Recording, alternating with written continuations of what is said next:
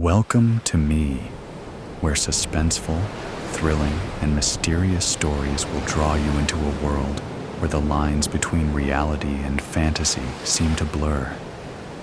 When the night falls, when all the sounds gradually quiet down, leaving only your own heartbeat and breathing, that's when these stories begin. Tensions, unsolved mysteries, moments that will make you hold your breath in fear or curiosity, all are waiting for you ahead. Find a comfortable seat, dim the lights, and let this sound guide you on a journey that is not for the faint of heart. I want each of you to leave a comment sharing where you are in the world. And if you are enjoying the episodes, don't forget to give a like and subscribe to the channel now. Relax. Are you ready? If so, join me in the first story right now. Man to monster. The bite mark upon my shin shined red with a purple hue, outlining the teeth indentations. No, George, please, no, wailed my wife. Her knees buckled, slamming against the wooden floor of the abandoned, looted home we had found short reprieve in God knows where, Michigan. My children, Meryl and Leo, stood behind their distraught mother. By the looks on their faces, they had not yet comprehended the severity of my situation. It had been a week and a half since the outbreak. A lab test that had gone awry. The U.S. military thought they had created a superhuman drug, one that overrode the humanistic qualities of pain, reservations, fear, and the consequence of reckless abandonment. Simultaneously, this drug also heightened testosterone and adrenaline levels beyond their standard yield. The intent was, upon inoculation of the said drug, the soldier, Marine, fighter pilot, policeman, fireman, and any other form of military and first responder personnel necessary for the safety and protection of the populace would become fearless machines that could enter any burning building, gunfight, and combat zone with the sole intention of completing their objective without the inhibitions of the typical human.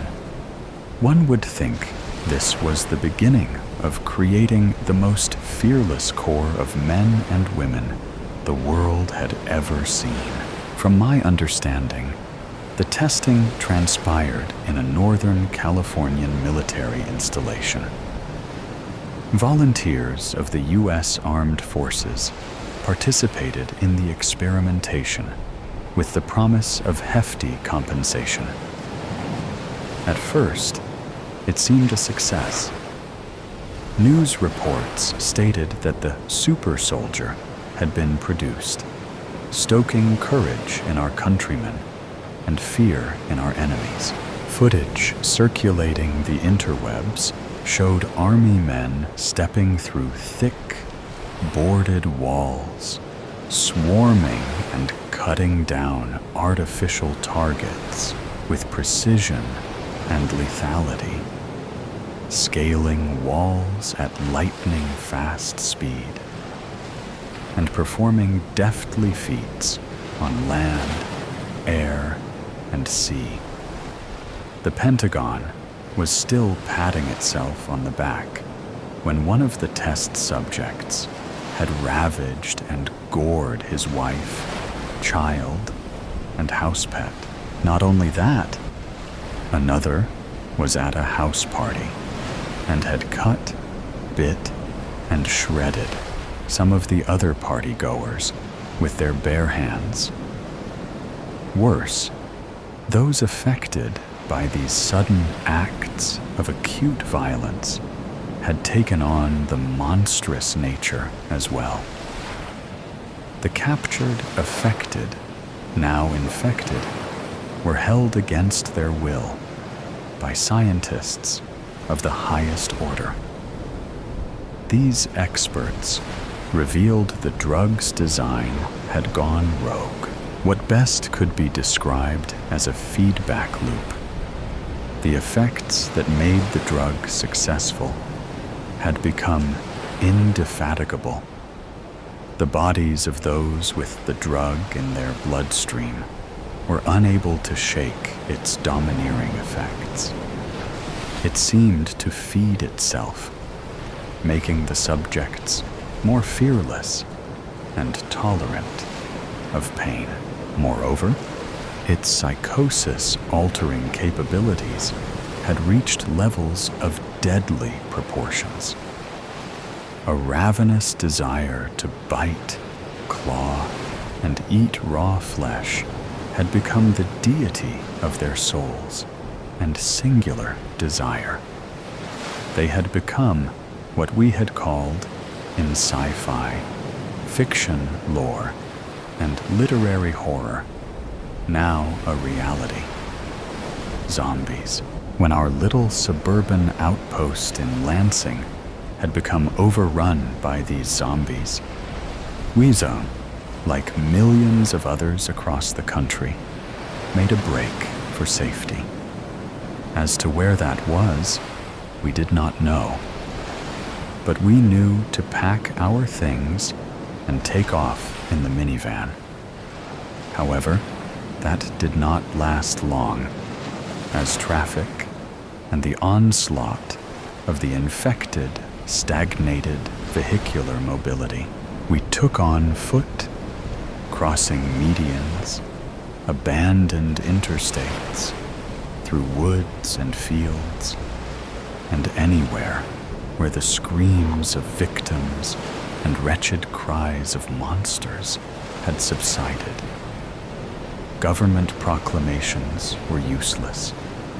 Assuring us to stay in our houses until protection arrived was akin to waiting in a burning house until rain clouds arrived. To top it all off, there was not even a whisper of a cure. We were at the mercy of this infernal contagion. The zombies finally forced us out of a vacant barn we had stayed in for a few days. I hot-wired an old pickup truck in a nearby garage and drove on some back roads until we encountered an abandoned neighborhood. With a machete I had collected in my hand, I had cut down all opposition in our way. A fully infected zombie, which still had the rigors of a merciless beast, also had severely debilitated coordination and reaction. My machete swiped and sliced through the susceptible flesh of the infected. A mere sidestep and a high school level trained baseball swing proved sufficient. All seemed manageable, that is, until I passed a half-chewed corpse, severed by what appeared to be the teeth marks of a chainsaw. As I motioned for my family to hurry over an HVAC unit and through a busted-out living room window, the halved corpse snatched me by the ankle. With its clammy, gray hand, it yanked itself towards my leg and clamped its maw around my shin. I stifled my cry and hacked it away until it fell still. My wife, Erin, noticing the struggle, immediately turned her eyes toward the wound as I entered the abode, leading us to our current predicament. She groaned and cried, knowing what was in store for me, for us. I could not help but try to comfort her. I bent down to collect her. "No!" she shrieked, slapping my hand away. A sudden life beheld her, for she scuttled to our children and held them in her arms. A darkened complexion formed on her face. She snatched the machete and extended its edge toward me. My initial reaction was to reprimand her for the hurt. But conceding doom was at my door. It gave me hope. For even if the slightest bit of my bodily fluids entered her bloodstream, our children could fall too, devoured by filicidal mania. If my wife were willing to reject her husband, one she had been lovingly married to for nearly a decade, with such sharp rebuke, she must certainly have the perseverance to lead 2 of our 4 surviving children. My children, Meryl and Leo, had not fully understood the dystopian future before them. At the formative ages of 8 and 6, respectively, they knew something was unnatural about this new reign of terror. They had seen their elder brother and sister ripped to pieces, protecting them from the infected pursuance. When I found time to weep for my eviscerated firstborns, I did so liberally, but not in front of them. I will join them shortly, but I must put my mortal family in order first. Honey, Meryl, Leo, I said, kneeling to meet their eye level. Yes, Daddy, uttered Meryl. She had her chin against her chest, and it quivered. That's a good girl, I said. I want you to. A sudden pang shot through me. The side of my neck tightened, and my lower jaw protruded out, baring my lower row of teeth. The children gasped. My wife pulled them close to her and backed away from me. Back, I shouted. Get back! I was not sure how the transition would consume me, but I had certainly felt it. A raging swell of power spread within me. It was like a high, unlike anything I had experienced before. My strength seemed to surge. The forces of gravity were effectless. A ludicrous idea came over me that I could easily lift a car or thrust my knee through the wall. Subsequently, a craving for flesh had come.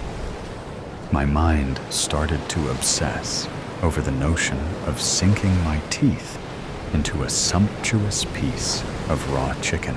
I thought about how my teeth would break the surface, diving into its tender structure and tearing it and consuming it, slaking my hunger. I slid my tongue between my molars to replicate the sensation. Then my senses returned. I must have fallen into a fit, for my family gaped at me with fretful eyes. I was on my side in a pool of sweat. I didn't move. If I could lie still and slow my heart rate, perhaps the effects of the bite would curb, leaving my family more time to flee so they could remember me before I succumbed. Sweetheart, I grunted.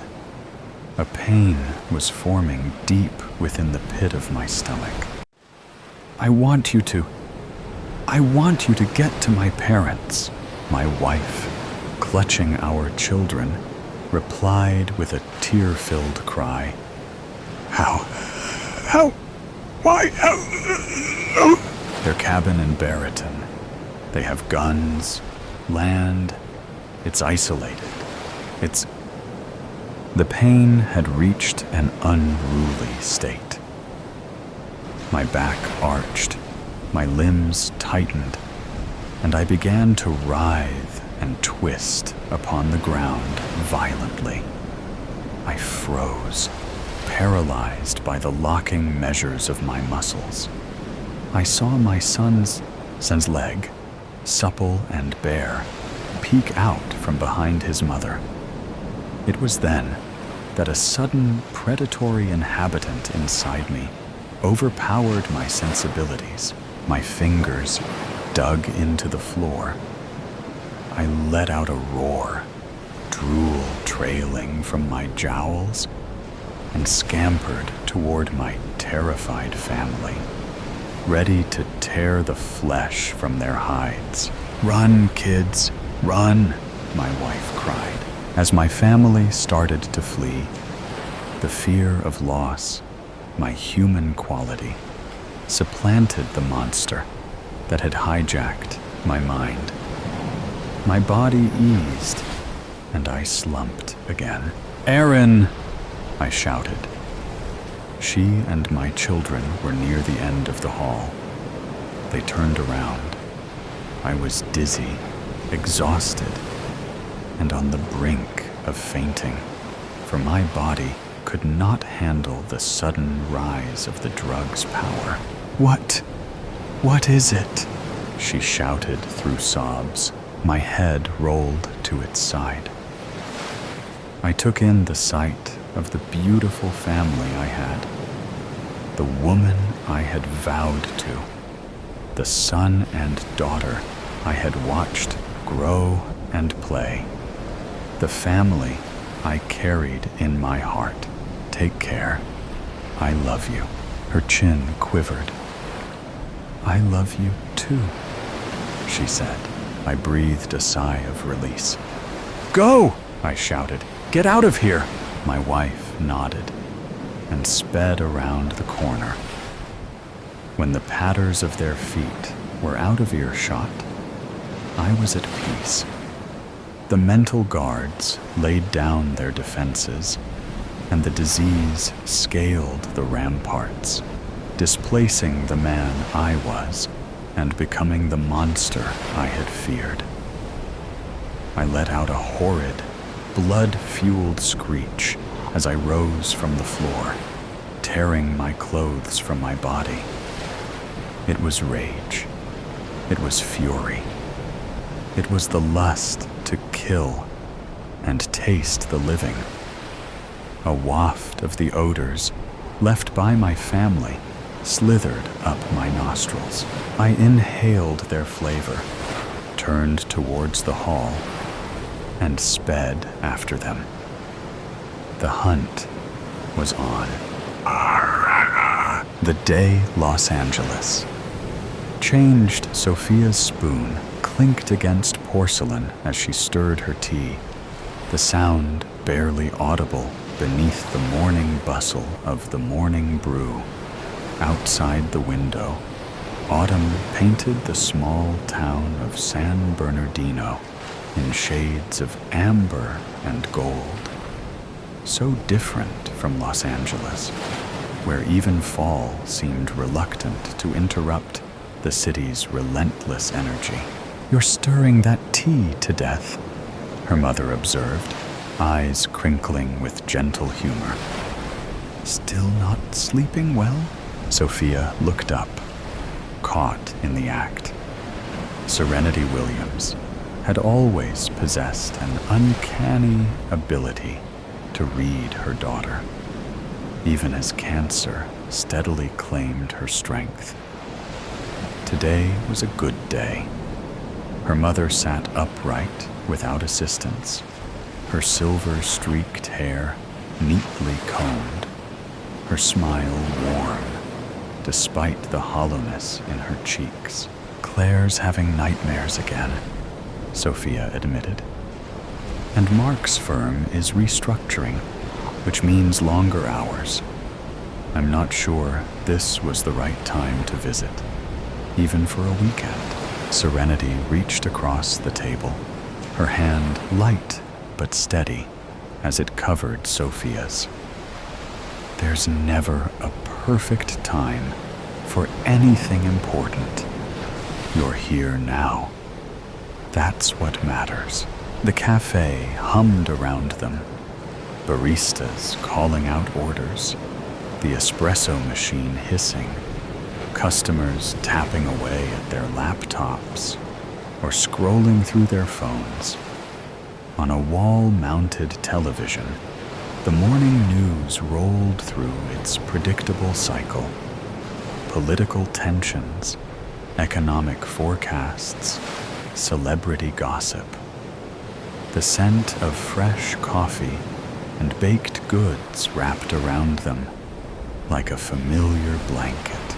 Tell me more about Claire's school play, Serenity prompted, taking a careful sip from her cup. You said she landed the lead role? Sophia's face brightened. She's playing Dorothy in The Wizard of Oz. You should see her practicing Somewhere Over the Rainbow around the house. Mark recorded her last rehearsal. I can show you. Her words trailed off as the cafe's television caught her attention. The news had switched to a traffic helicopter shot over Los Angeles. A routine segment showing the morning gridlock. The reporter's voice carried over footage of the 405 freeway, mentioning construction delays near Westwood, where Mark worked. Expect those delays to continue through the afternoon rush hour. Alternative routes are advised for. The screen flashed white. For a fraction of a second, Sophia thought it was a technical glitch. Then the blinding light resolved into something else, as two massive fireballs erupted over the Los Angeles skyline, twin terrifying mushroom clouds climbing into the atmosphere. The helicopter camera jolted violently, the image spinning as the reporter's voice cut off mid-sentence, static. Then, blackness. The morning brew fell silent. Every conversation halted mid-word. Every movement suspended. For 3 long seconds, no one breathed. Sophia felt the world contract to a pinpoint. Sophia let slip a tiny gasp.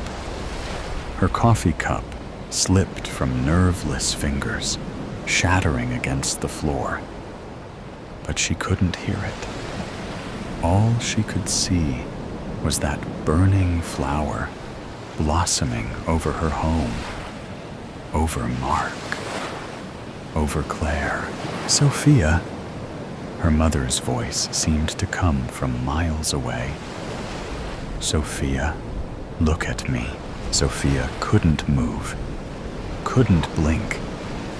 At a loss for words, her body had turned to stone while her mind screamed.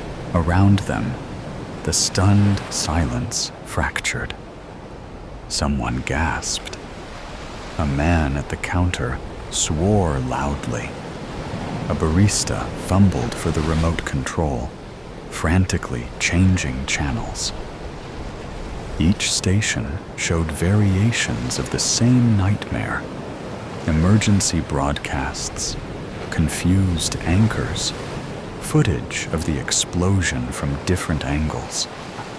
What appears to be at least 2 nuclear detonations over Los Angeles. No official statement yet from authorities,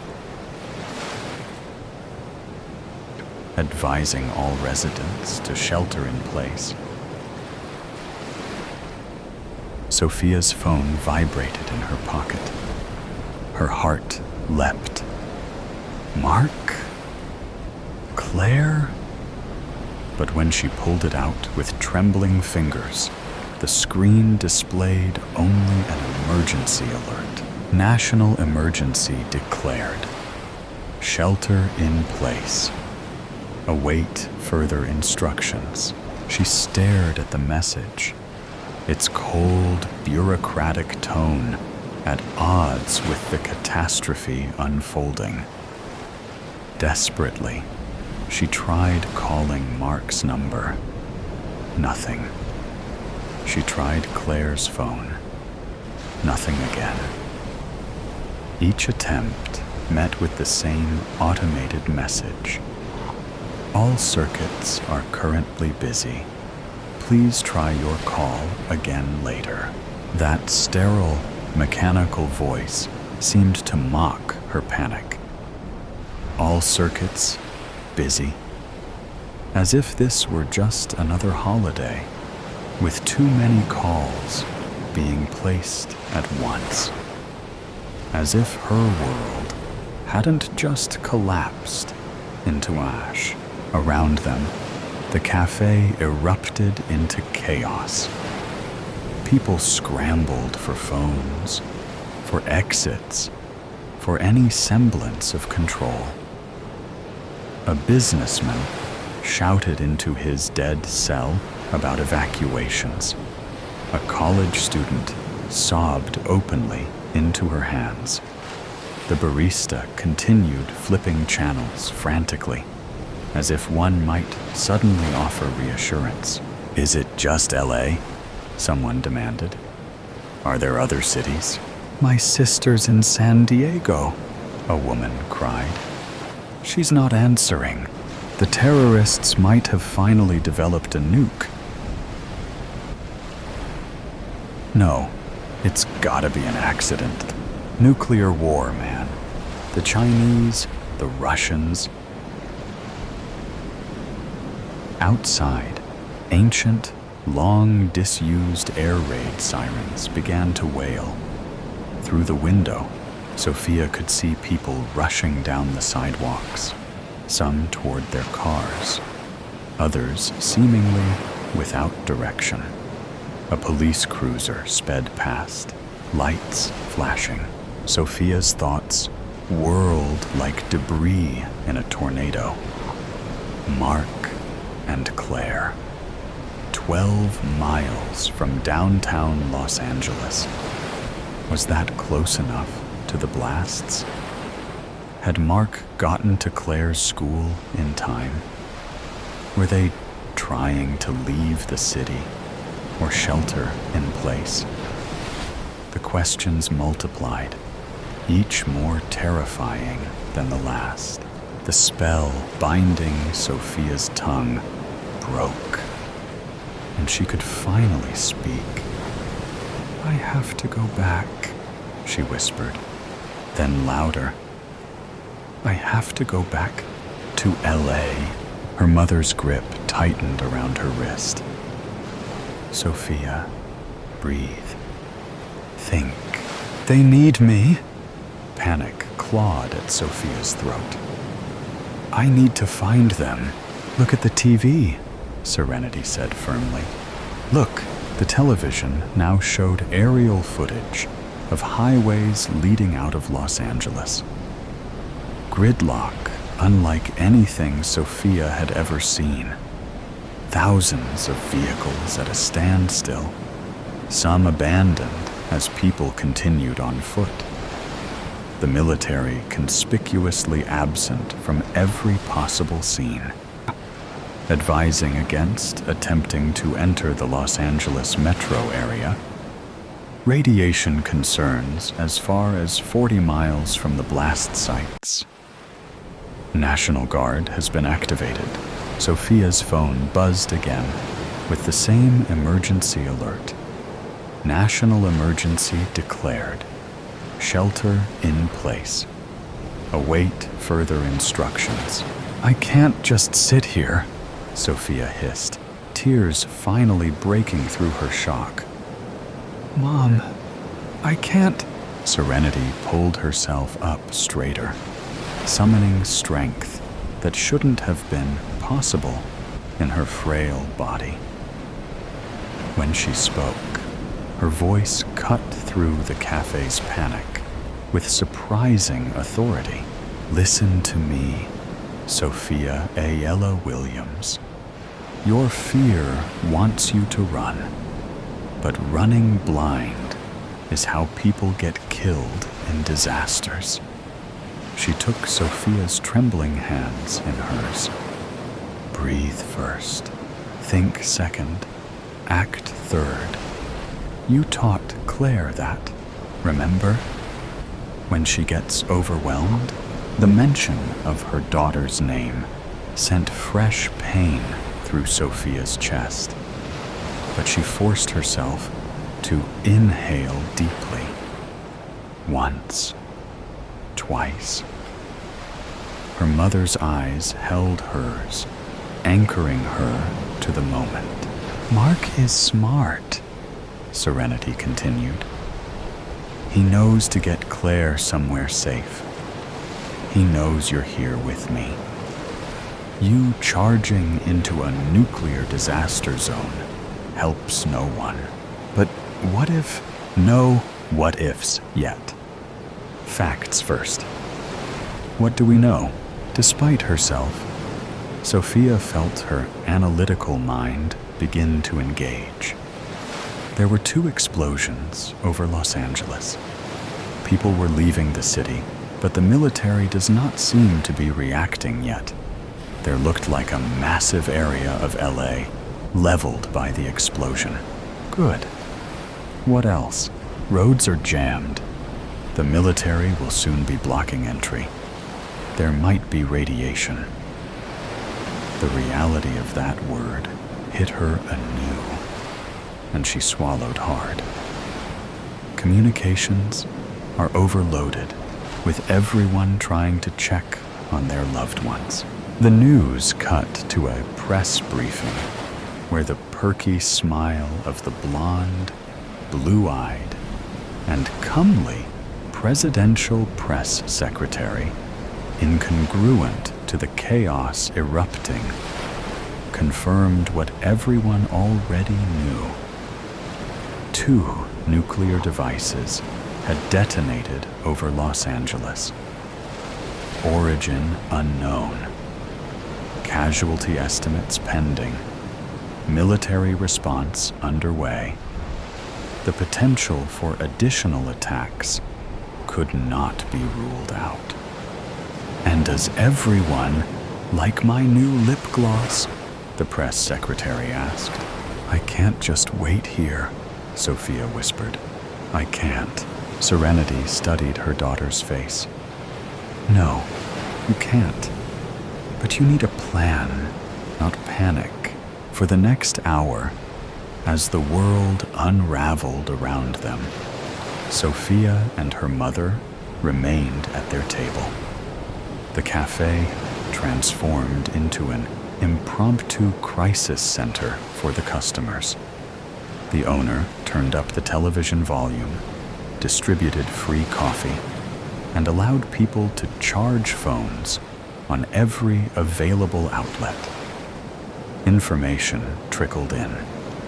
The blasts had occurred over downtown Los Angeles. Early estimates suggested the devices were relatively small by nuclear standards. Tactical nukes, like the RSM-56 Bulava, rather than strategic nuclear weapons. But devastating nonetheless. Sophia tried every communication method she could think of. Calls, texts, emails, and social media messages. Most failed, but occasionally a text would go through, only to receive no response. She left voice messages that grew increasingly desperate.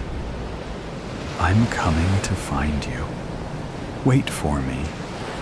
I love you both. Outside, the town of San Bernardino transformed. Police directed traffic at intersections. Lines formed at gas stations. The grocery store across the street was mobbed. People hugged strangers or argued violently about what to do next. And through it all, Serenity remained calm, her presence a counterweight to the mounting hysteria. She helped Sophia gather information, separating facts from rumors, while conserving her limited energy. The radiation reports are mixed, Sophia noted, scanning emergency updates on her tablet. Some areas might be relatively safe, especially with proper precautions. And Mark knows this, Serenity reminded her. He'll get Claire to safety if he can. If he can. The words hung between them, unaddressed. By mid-afternoon, Sophia had made her decision. She would return to Los Angeles, not in blind panic, but with purpose and preparation. Her mother didn't try to dissuade her. She recognized the determination in her daughter's eyes. "I'll be back for you," Sophia promised, as she prepared to leave. "Once I find them, we'll all come back here."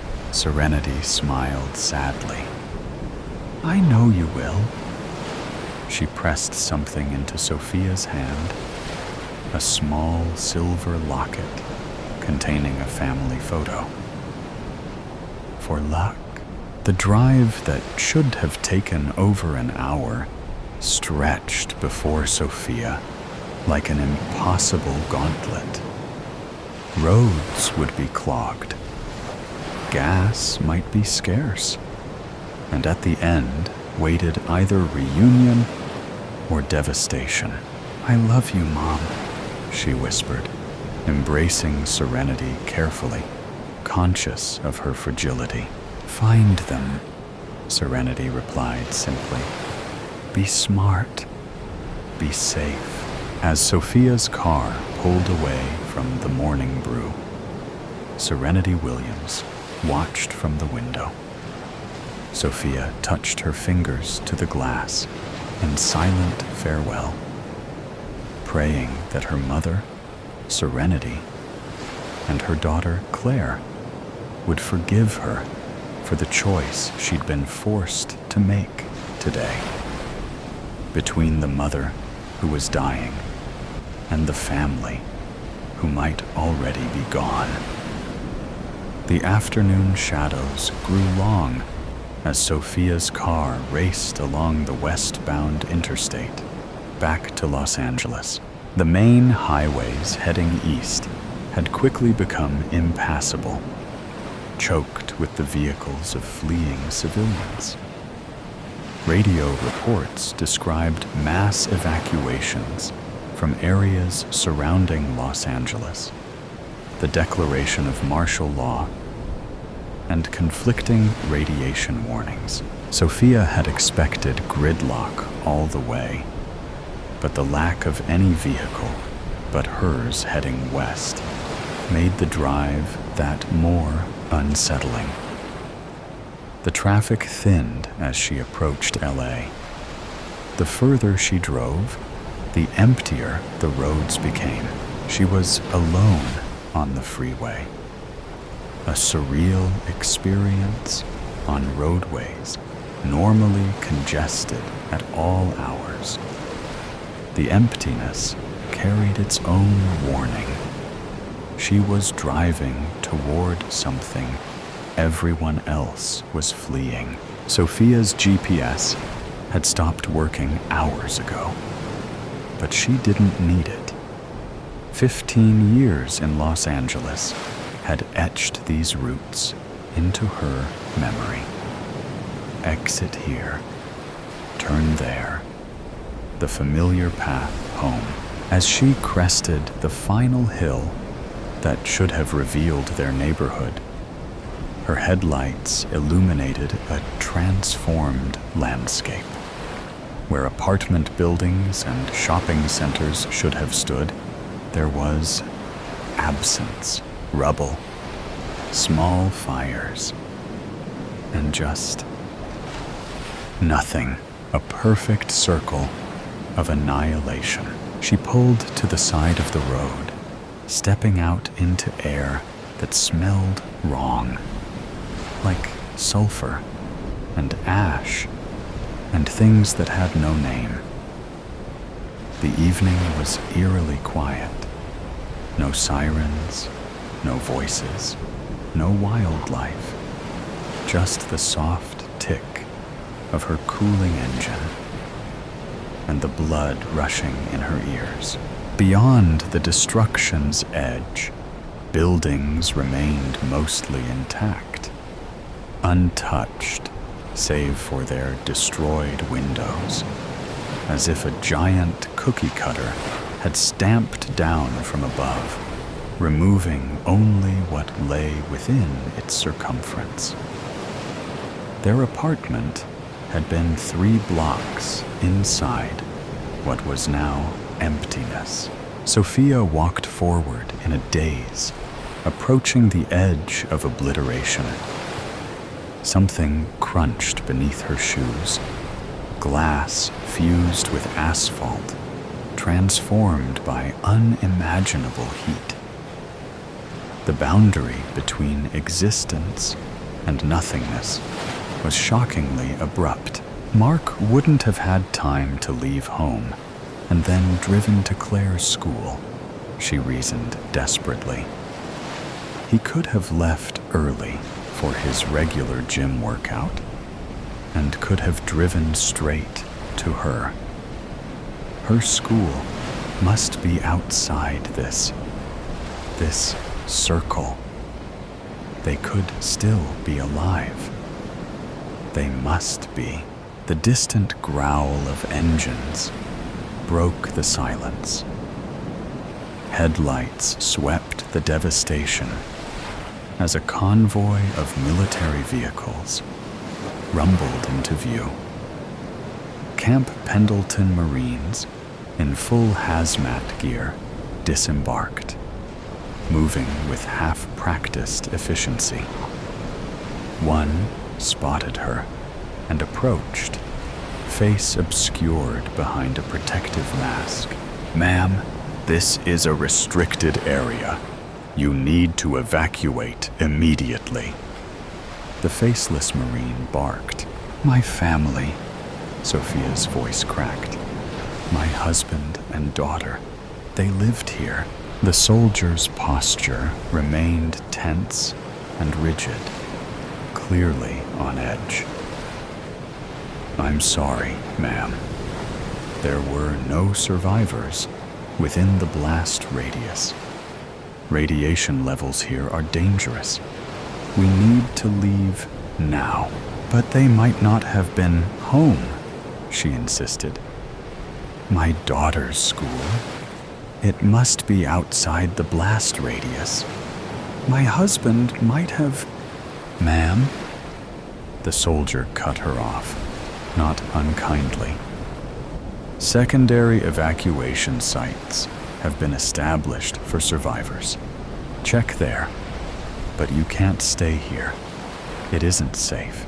As if to emphasize his point, a radiation detector at his belt emitted a persistent clicking that grew faster as they stood talking. "Where?" she demanded. "Where are these evacuation sites?" Before he could answer, another Marine approached rapidly. "Sir, we've got missile incoming." "What?" said the first Marine. "Bogey confirmed. ETA 2 minutes." The first Marine's demeanor changed instantly. "Everyone back to your vehicles. Move, move, move." Around them, the unit scrambled into motion, abandoning whatever task had brought them to ground zero. "What's happening?" Sophia asked, fear rising anew in her chest. The Marine gripped her arm. "Another missile, headed right for us. We need to go." Now. Another? The words died in her throat as understanding dawned. This wasn't over. Now, the soldier urged. Get in your car and drive east as fast as you can. Don't stop until you're at least 50 miles out. Sophia stumbled back toward her vehicle, moving on autopilot. As she reached for the door handle, some instinct made her look up. There, cutting across the darkening evening sky, was a thin, white line, like a shooting star, moving in slow motion. But unlike a shooting star, it wasn't arcing away. It was descending, the third, markedly larger missile coming to finish what the first two had started. Sophia stood frozen, again at a loss for words, with her hand still extended toward her car door. The Marine shouted something at her, but his words were lost in the strange silence that had enveloped her consciousness. She watched the white line grow brighter and tracked its inevitable path toward the ruined city, toward her. In that moment, Sophia understood with perfect clarity what her mother had tried to teach her that morning. Some forces were beyond human control. Some decisions led only to different versions of the same ending. She thought of Mark and Claire. Whether they had perished already, or had they survived only to face this missile. She thought of her mother, alone in San Bernardino, watching the news and knowing her daughter would never return. Sophia's hand dropped from the car door. The approaching missile reflected in her eyes as she tilted her face skyward. There would be no scream, no lamentation, no running from what had already been decided. There was only the overwhelming weight of understanding. The nightmare wasn't over. It was only beginning, the quiet witness. Ava Winter had always been defined by her words. They were her weapon, her shield, her very identity. As a journalist, she had built her career on exposing truths hidden beneath layers of deceit. Her voice, steady, compelling, unmistakable, had won her awards and opened doors to places most people could only dream of. But now it was gone. How did this happen to me?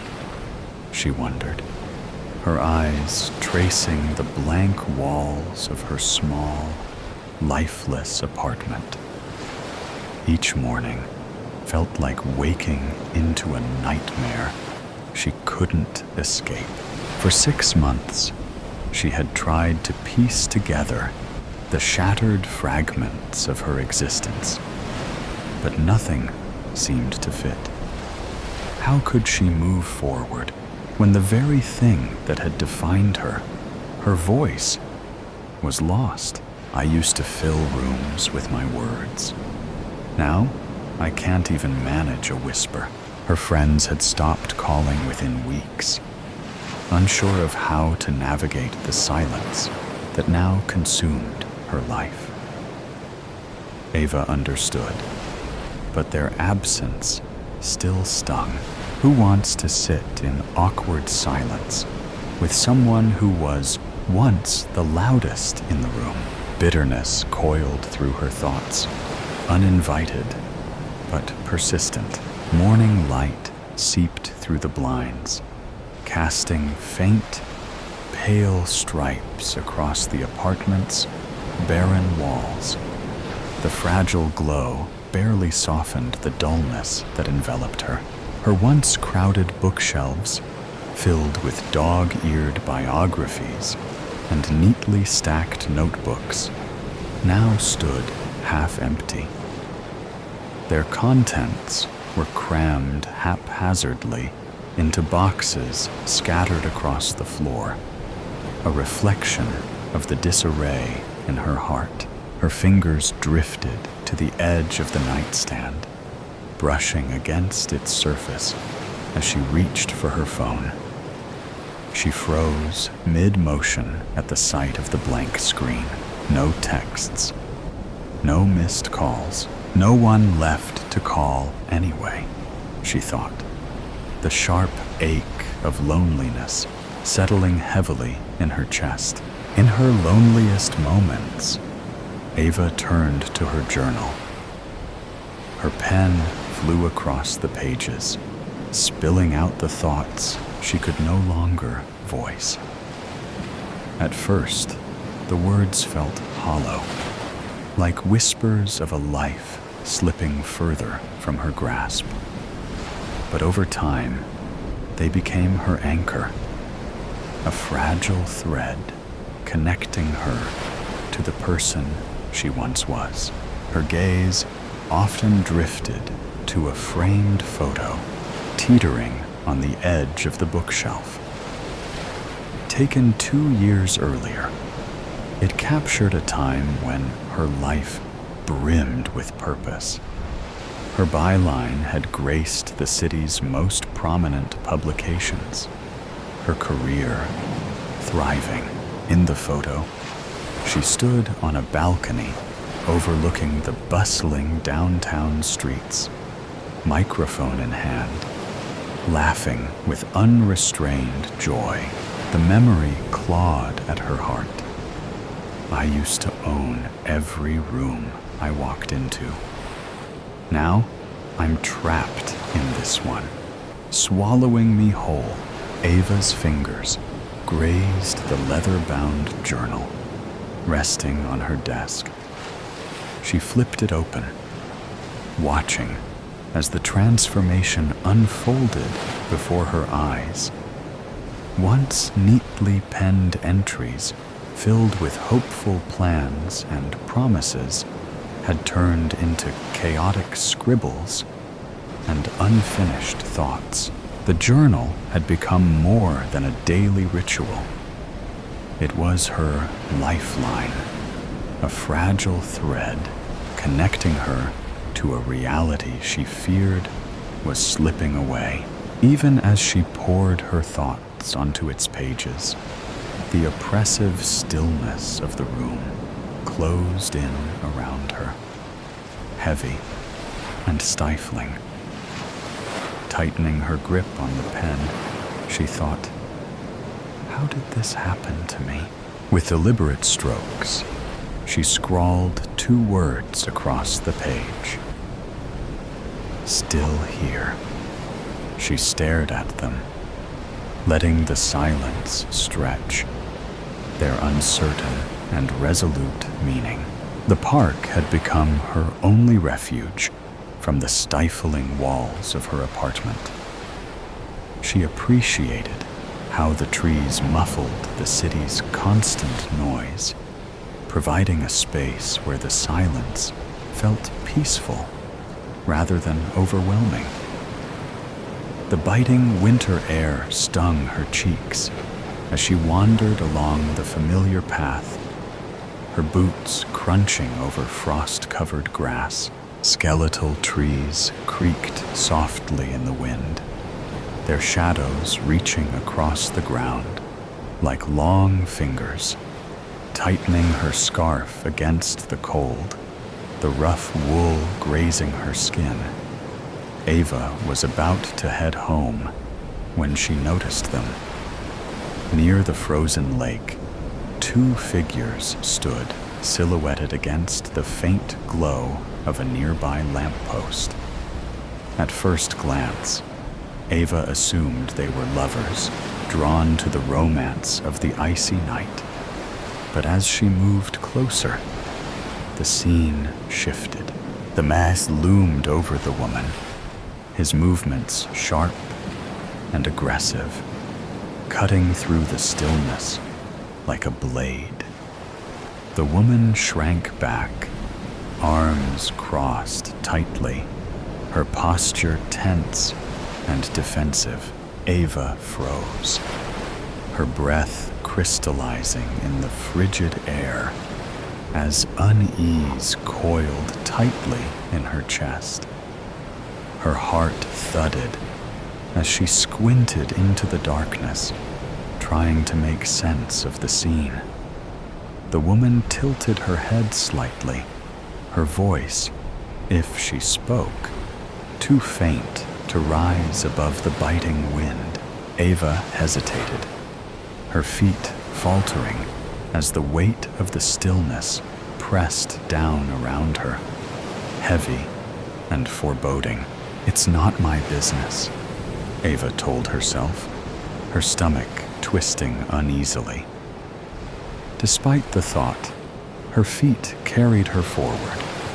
Almost automatically, she slipped off the path, her boots sinking into the frozen grass as she ducked behind a tree. Gripping its rough bark with trembling fingers, she peered out from the shadows, her pulse quickening. The man's sharp, angry voice sliced through the icy stillness, though the wind scattered his words before they could reach her fully. Ava squinted into the dim light. The woman stood rigid, her arms crossed tightly, her posture defensive, her responses, soft and hesitant, were little more than fragments that dissolved in the biting wind. Ava's chest tightened. Something's wrong. Do something. But what? I can't even. Her thoughts shattered as the man lunged, shoving the woman with brutal force. Ava's breath caught as the woman slipped on the ice. For one excruciating moment, time seemed to stop. The air stood still, the world eerily frozen, until the fragile frost beneath the woman cracked. The sound was sharp and jarring, like breaking glass. A splash shattered the silence as the woman disappeared into the frigid, dark water. Panic surged through Ava like a tidal wave. Scream. Call for help. Do something, she begged herself, but her voice refused to come, locked deep within the recesses of her mind. Desperation set in as her shaking hands fumbled in her pocket. After a frantic struggle, she pulled out her phone and hit the record button, her fingers trembling against the icy metal. Then he turned. The man's head snapped toward her, and their gazes locked with unnerving precision. There, in the dim light, Ava felt the intensity of his stare, piercing, calculated, and merciless. It cut through the darkness, striking at the core of her fear. Her stomach clenched with unease. He sees me. He knows, I saw. He stepped toward her, his boots crunching loudly on the frosted ground. Ava didn't wait to see what would come next.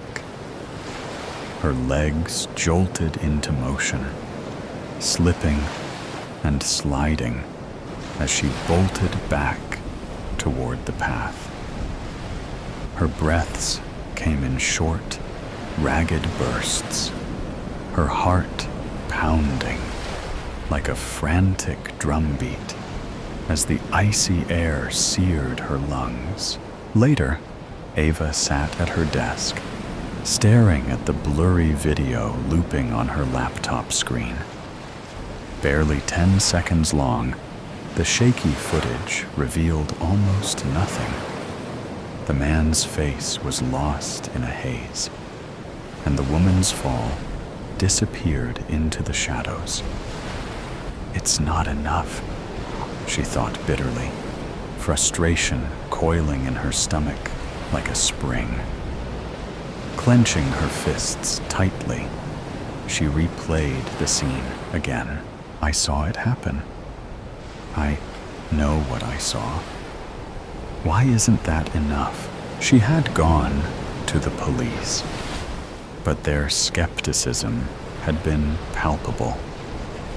Unable to speak, Ava resorted to scribbling frantic notes, pointing at her phone and gesturing in sheer desperation. Yet her efforts were met with dismissive questions. Why hadn't she called for help? Why was the video so unclear? Did she even know the people involved? By the end of the interview, Ava felt like the one under suspicion, the weight of their doubts pressing heavily on her. Back in her apartment, anger simmered beneath the surface. Her notepad lay open on the cluttered desk, its pages littered with hastily scrawled thoughts and disjointed leads. As she tapped her pen against the edge of the desk, the scene replayed vividly in her mind. How could they dismiss it so quickly? She thought, her chest tightening. You were there. You saw it. Isn't that enough? But the memory of the detective's dismissive tone echoed, fueling the frustration building inside her. Ava slammed the notepad shut. This is why I became a journalist, to expose people like him, to give a voice to the powerless. And now, I'm the one without a voice. Her laptop screen flickered.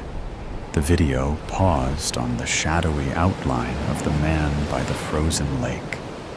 No features, no clarity, just darkness.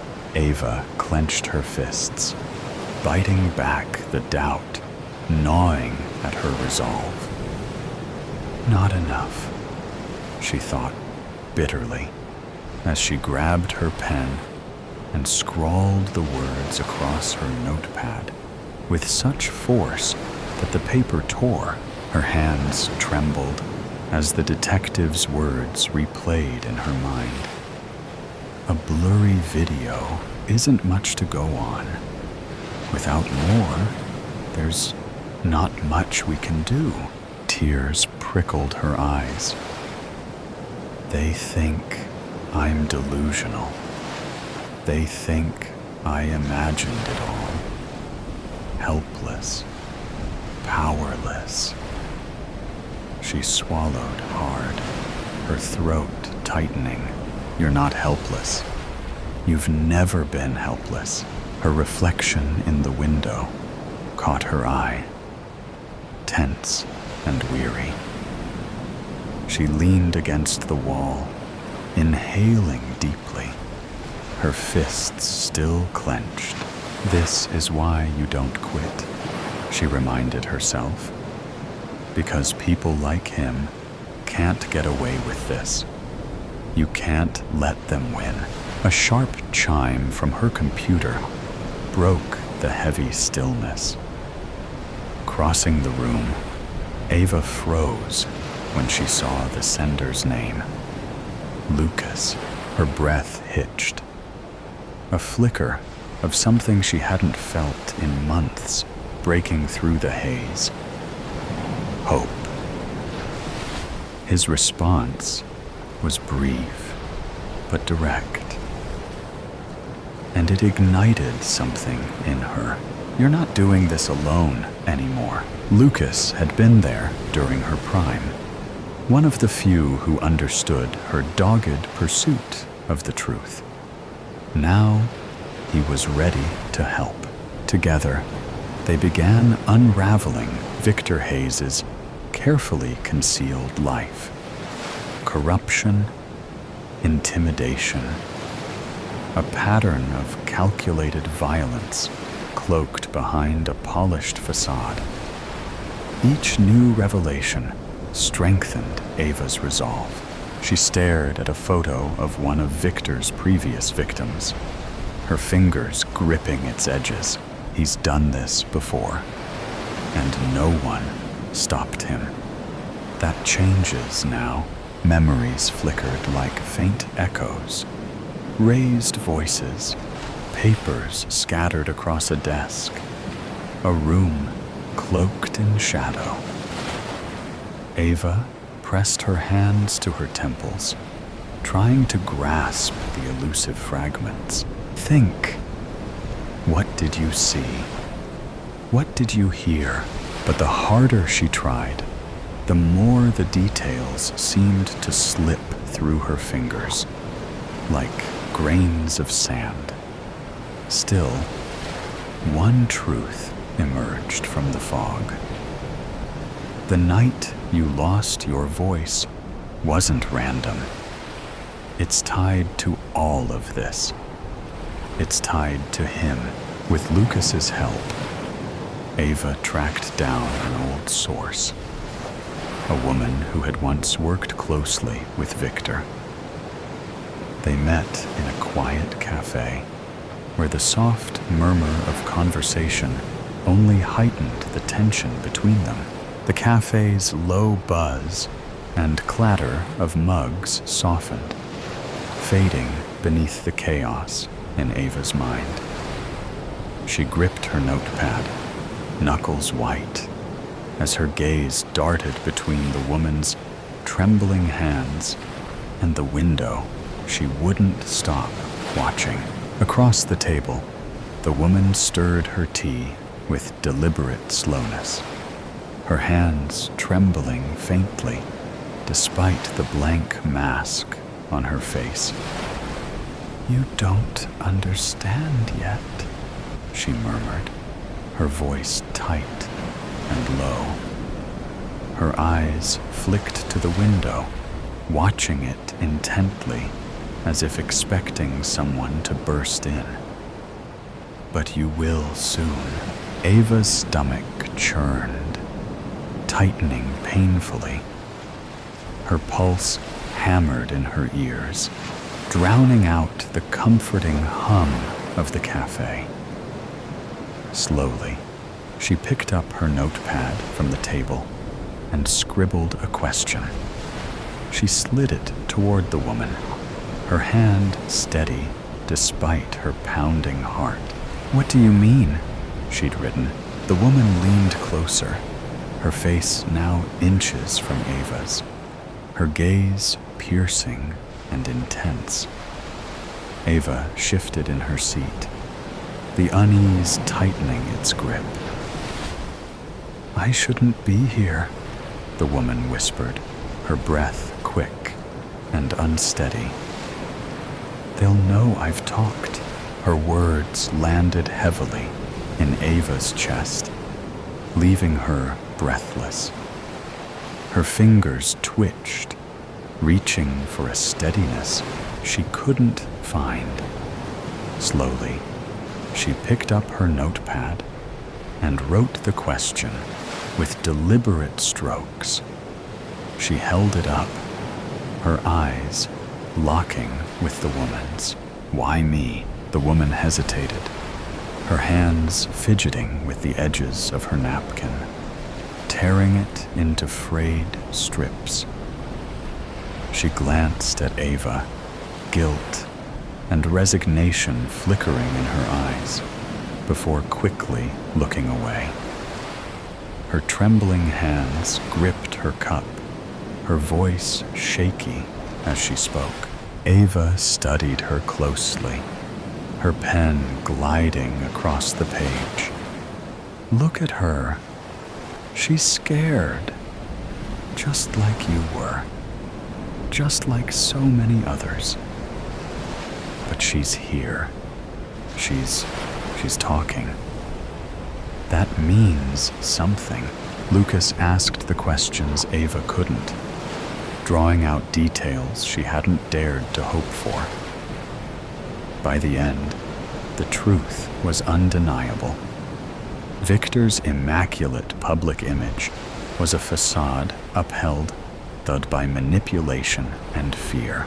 Ava stared at her notes, her breath hitching as her eyes landed on the name scrawled in the corner of an earlier entry. Victor Hayes. With measured movements, she wrote on her notepad and slid it toward Lucas. "We need to meet him." Lucas read the words, his jaw tightening before he nodded. "We'll choose a location where he won't feel entirely in control," he said, his voice low and deliberate. Turning to the woman, he added, "Thank you. You've done more than you know." The woman nodded faintly, her hands gripping her cup. Ava's heart pounded as she absorbed the gravity of what lay ahead.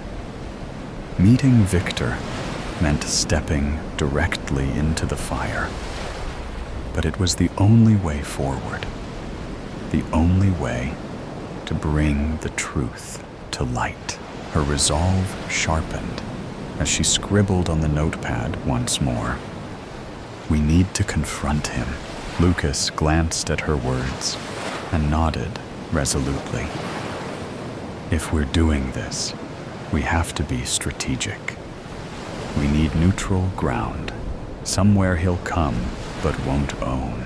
The theater was his idea. "It's neutral ground," he said. "Somewhere he'll come, but not somewhere he'll own." Ava wasn't convinced. What if he doesn't show? She'd written on the pad between them, her pen pressing into the paper with doubt. "He will," Lucas had replied, leaning closer, his voice steady. "He'll want to see the pieces for himself. He can't resist thinking he can still control the outcome." And so, the message was sent, its contents carefully constructed to lure Victor out. The stage was set, both figuratively and literally, for the confrontation that Ava knew could change everything. Now, as she stood in the hollow shell of the theater, its grand interior reduced to shadows and decay, the weight of that choice settled heavily on her. Dust motes danced in the dim light streaming through cracked windows, and the faint creak of old floorboards echoed in the cavernous emptiness. Her evidence was meticulously laid out before her on the stage, each piece feeling like a fragile lifeline, a thread connecting her to the truth. And then, the sound of polished shoes clicking against the floor broke the stillness, each step deliberate, each echo sharper than the last. Victor Hayes emerged from the shadows at the back of the theater, his presence filling the room before he even reached the stage. He stopped a few feet away, the cool glint in his eyes pinning Ava in place. His suit, pristine and unyielding, seemed to mirror his demeanor. Impeccable, yet menacing. "You should have stayed quiet," Victor said. His voice was soft, almost conversational, but the menace beneath it rippled like a storm just beneath the surface. Ava's breath caught, her fingers curling at her sides, as she steadied herself. The weight of his presence was suffocating, but she forced herself to meet his gaze, refusing to look away. Inside, her thoughts sharpened, cutting through the fear. I don't need a voice to bring you down. My story is louder than you'll ever be. Victor's smile was faint, more an indication of control than amusement. This, he said, gesturing to the evidence before her with a flick of his hand, isn't going to change anything. You think you've won, but you don't understand how the game works. Lucas stepped forward, breaking the tension momentarily, as he began presenting the truth piece by piece.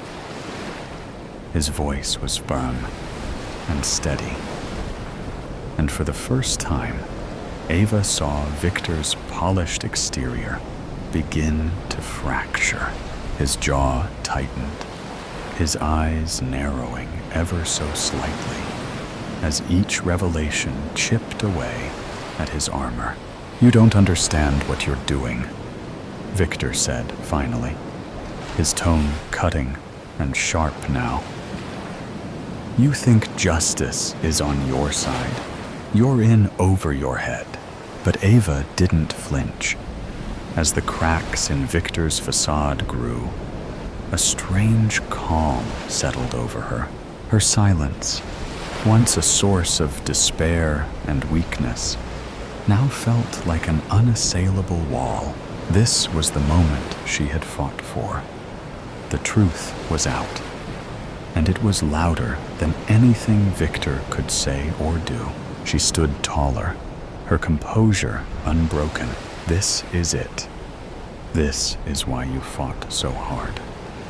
This is what they can't take from you, she thought, the strength in her resolve radiating outward.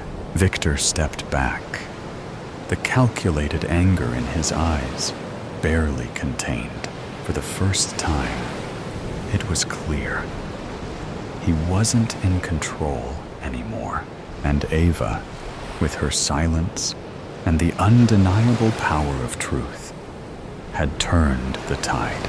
She had proven that even without words, her voice could echo louder than his threats ever could. You don't like me. When you look in your mirror, surely you tell yourself you are beautiful. Oh, I am very sure you often tell yourself that. Do you admire your fit body after the gym and tell yourself you are perfect? Or at least think you are?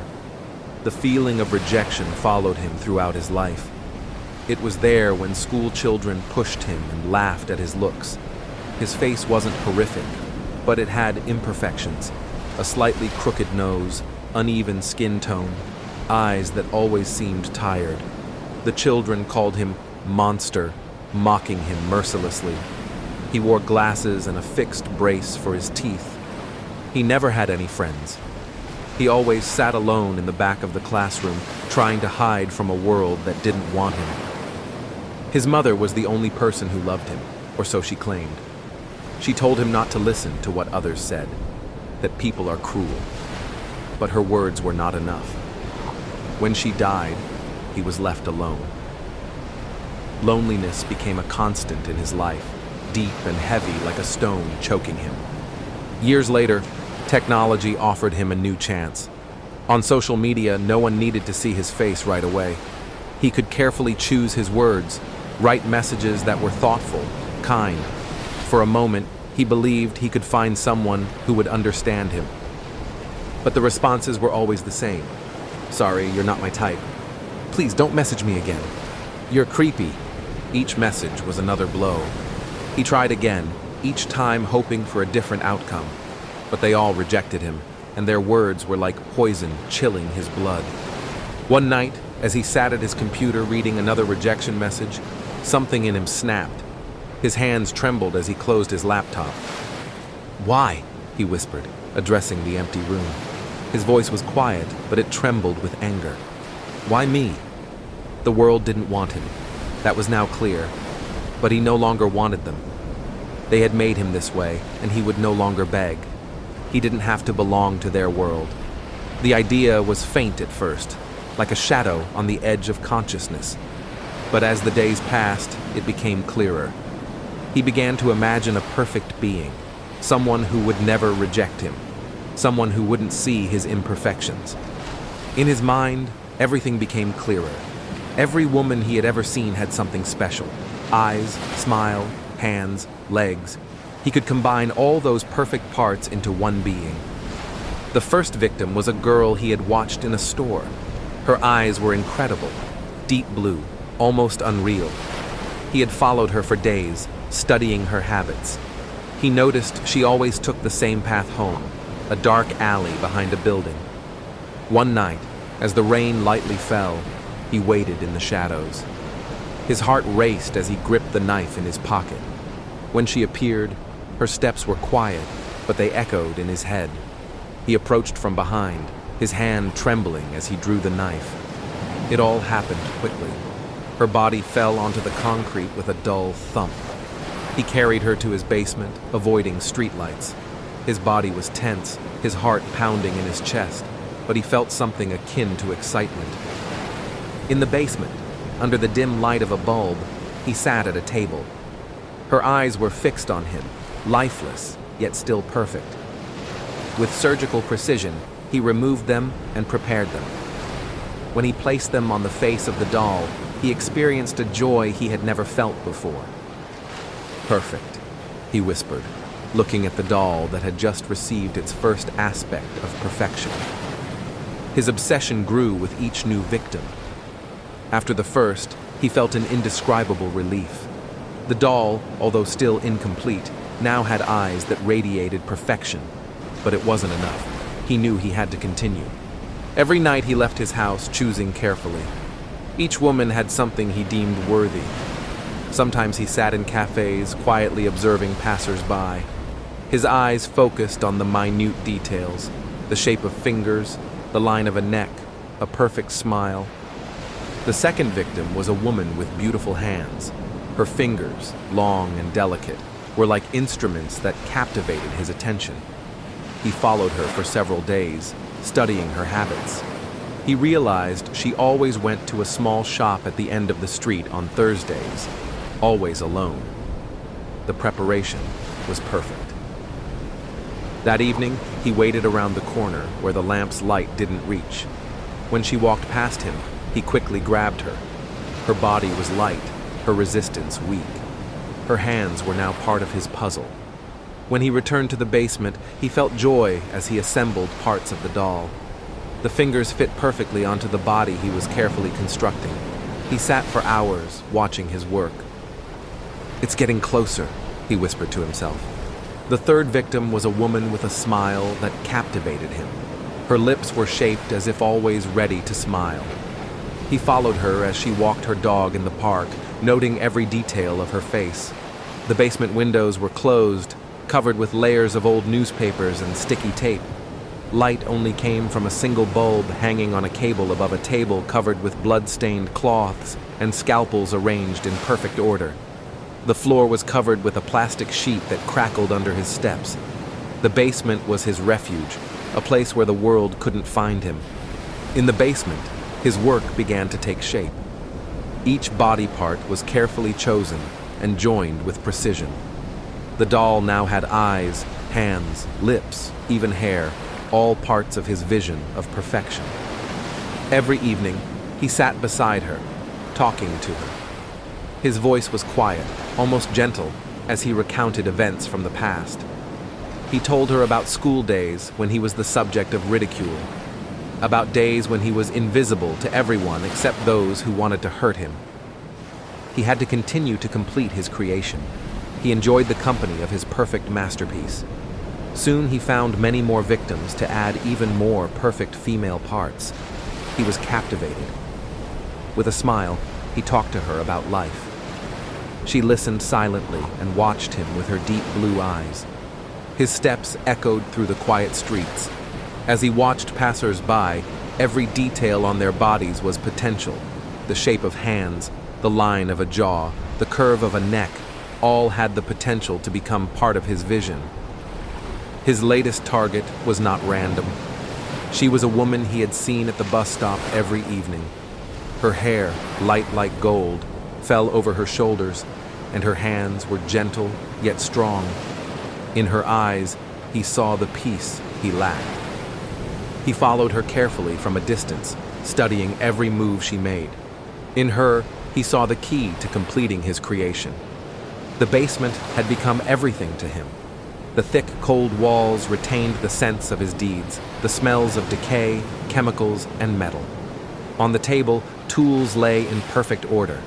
The scalpel was the most important, sharp, precise. As he worked, he felt like an artist. His hands were steady, his movements careful.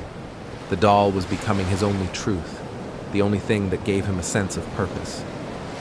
As he sat in front of his creation, he felt he had reached the pinnacle, but that perfection did not bring peace.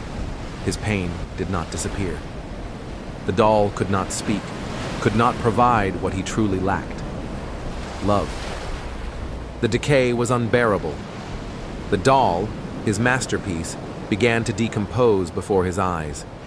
The smell seeped into every pore, and the body parts, once perfect, now became shadows of what they had been. "Why?" he whispered, as he sat on the chair, head bowed. "Why can't I keep what is perfect?" As he sat beside his doll, he watched as the light from the bulb fell on her unnaturally white eyes that once were blue. He spoke to her softly, almost tenderly, as if to someone who understood all his pains. "You are the only thing in this world that is true," he said, "but the world does not allow perfection. Everything that is beautiful, everything that has value, they destroy it." The light went out, but the silence didn't bring peace. The doll remained motionless as the darkness of the basement enveloped its body. In that darkness, the only sound was his breathing, uneven, heavy, as if each breath carried the weight of years of pain. The light went out, but the silence didn't bring peace. The doll remained motionless as the darkness of the basement enveloped its body. In that darkness, the only sound was his breathing, uneven, heavy, as if each breath carried the weight of years of pain. He sat across from the doll, leaning on a chair that creaked under his weight. He looked at it, at the eyes he had chosen so carefully, at the hands he had joined with precision, at the smile that once seemed to him like the answer to all his unspoken prayers. But now, in the darkness, the silence gave him no solace. "Why is everything I touch doomed to ruin?" he muttered, his voice hoarse with exhaustion. The silence didn't soothe him. On the contrary, it grew louder. In it, he could hear every unspoken reproach of the world that had rejected him. He heard the voices of the girls who mocked him, the whispers of children who ridiculed him, the words women sent him on social media. "You're creepy. You're not my type. Please don't message me again." Those words, buried deep in his mind, echoed as his hands trembled on his knees. The doll was now complete, but the emptiness within him grew larger. He felt that space devouring him from the inside, as if even all the body parts he had so carefully selected couldn't fill what he lacked. "You are everything I ever wanted," he whispered, addressing it. His eyes were full of tears that couldn't fall. "But why do I still feel this way?" He raised his hand and gently touched its face. It was cold, rigid, motionless. There was no life in it. "Is this all I have?" The silence didn't answer. That night, he sat in the basement as hours passed. He stared into the darkness, thinking about every moment of his life, about every glance that passed over him as if he didn't exist, about every judgment and every rejection. "If perfection doesn't exist," he said quietly to himself, "then what is left for me?" He closed his eyes. His hands slipped off his knees, and his head fell back. The darkness enveloped him completely as his world grew quieter than ever before. Several hours passed. The basement was filled with silence, but it was no longer the same. It was thicker, heavier, pressing down on every part of his body. His breathing became slower, quieter, as he silently repeated the sentences he often said. "You are everything I ever wanted," he whispered. His voice was now lifeless, as though it shattered against the basement walls and immediately vanished. He reached out toward the doll and touched its face. The surface was cold, almost hostile, and for a moment, it felt like it was rejecting him. He pulled his hand back, like a child recoiling from a flame. "You were supposed to love me," he said louder.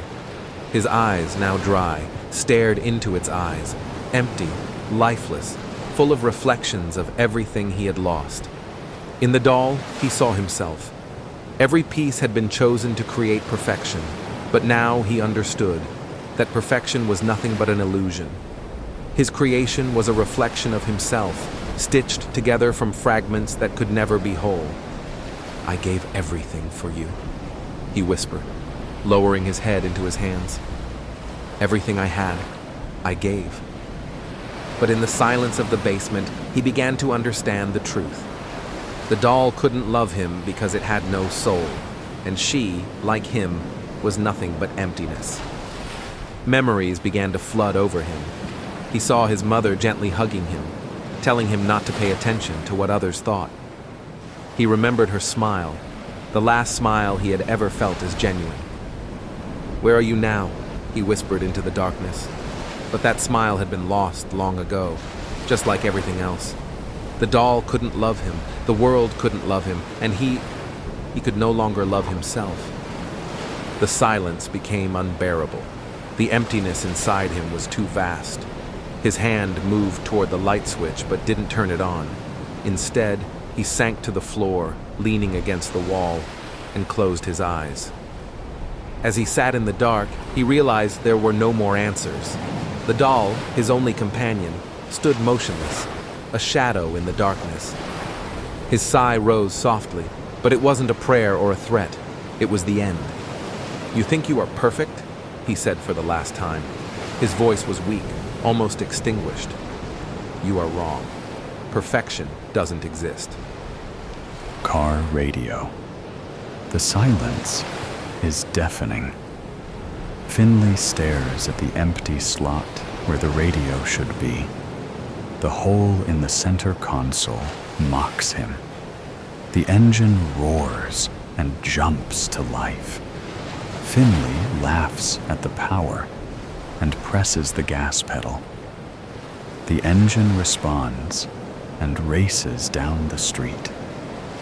He sighs and shrugs off the silence. At least it's a nice car, he thinks to himself. Finley grips the steering wheel tighter and continues to drive. He's never driven a convertible before. The large amount of snacks sits in the passenger seat. 3 bags of chips, several candy bars, a meat stick, a couple of grape sodas, Red Bull, and an orange Gatorade are piled into a small mountain next to Finley. There is also $437 in his pocket. Finley glances at the convenience store in the rear view mirror as he drives away. The gun wasn't loaded, but the clerk behind the desk didn't need to know that. She graciously gives up her drawer in exchange for her life. Finley smiles as the memory of the robbery passes through his head again. "Everything in the drawer, now," he shouts. The clerk cries, but nods in understanding and opens the register. Ding. This is much easier with a gun, thinks Finley. He grins under his mask. He holds the basket of snacks in his free hand and points the gun at the clerk. Ida is the name on her shirt. She's short with straight black hair and small eyes. Tears run down her cheeks as she collects the bills. With a shaky hand, she gives the money to Finley. "Thank you." Finley decides to say. He runs out the store and watches as a Chevrolet Corvette pulls up to the store. An older gentleman shuts off the engine and opens the door to get out. He sees the gun before he sees Finley. "Give me the keys," Finley says loudly to the man. The elderly man jumps in surprise and quickly hands the keys to Finley. Finley dumps the basket of snacks into the passenger seat, puts the car in reverse, and drives down the road. When he is clear of the scene, he pulls off his mask and tosses it on the floor. He goes to adjust the radio, but the dial isn't there. The whole compartment is empty. Finley is an average man with an average build. His curly locks meet his eyebrows and licks his earlobes. His eyes are wide and too big for his narrow face, close together with long lashes. Stubble on his chin creeps its way up to his sideburns. The long bridge of his nose flares into broad nostrils, and his big pink lips pushes out from his face. He has a birthmark in the shape of a small diamond under his left eye. His cheeks are freckled and covered with a thin layer of dirt. Finley prefers Xbox over PlayStation and drinks apple juice more than a grown man should. He hates roller coasters because he has to sit next to strangers. He loves school, but dropped out his senior year. Finley is passionate, creative, and extremely intelligent. Finley wasn't always a thief, but the worst in his life brings out the best in him. Did I forget to feed Edison? Finley thinks to himself. Edison is his pet goldfish, who spends his days in a sphere on Finley's nightstand. Finley's hamster died in a freak vacuum accident when he was in kindergarten, and since then, he was against pets. Edison was a prize Finley had reluctantly won at a carnival. So far, he's lasted over a year and tripled in size. Finley tugs nervously at his Iron Maiden shirt as he passes a cop. He checks his speed and cautiously pulls the seatbelt over his chest and clicks it into place. He thinks, "Don't pull me over, please." He isn't ready to deal with the police. He hasn't thought this far ahead. The officer turns left and into a gas station. Finley sighs, relief, and looks back at where the radio should be. It's too quiet for him. His thoughts float carelessly through his head. He pictures himself as a police officer for a moment and laughs at the thought. If his dad was around, or if his mother stopped drinking, if his brother never beat him, and if he stayed in school. He wondered where his life would have been then. What kind of person he would be now. An outstanding citizen, he imagines, with a wife and kids. He creates the vision of his family in his head. A woman with large breasts and red hair. 2 kids, 1 boy and 1 girl, with toothless smiles on their dirty faces. They would be soccer players like Finley was, and always outside. He shakes off the thought. Sucks not having a radio, he thinks. He sits up taller in the driver's seat and lets out a little scream. Ah! He relaxes and slumps back into his seat. He tries to whistle and fails, only allowing air to escape his pursed lips. He blows a tune through his teeth and grunts in frustration. I wish I knew how to whistle. Both my parents could. Even Franklin can, he says in his head. He tries again, and a small tweet of a sound flies from in between his lips. He grins at his small accomplishment.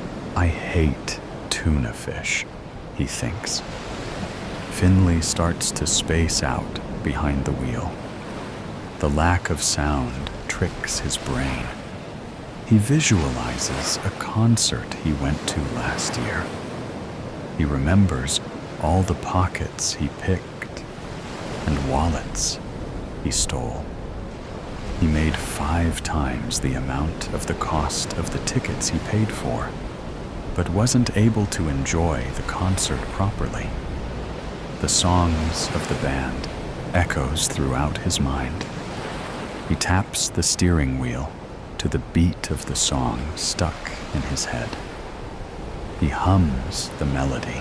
He looked back at the center console and sighed loudly. There wasn't even a clock. What time is it? He wondered. I should have stolen a watch.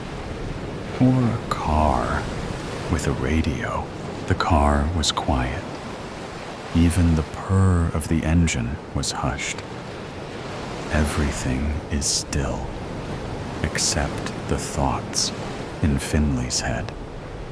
He thinks about the graduation he never attended, the smell of his last girlfriend right before she walked out the door, the taste of sea salt ice cream and how it was superior to any other flavor.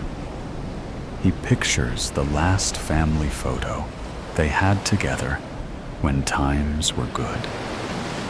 How Franklin had his arm around him in a rare, loving embrace. It is loud in Finley's head, and there is no sound to hide behind. He groans and tries to shake off all his thoughts, clear his head.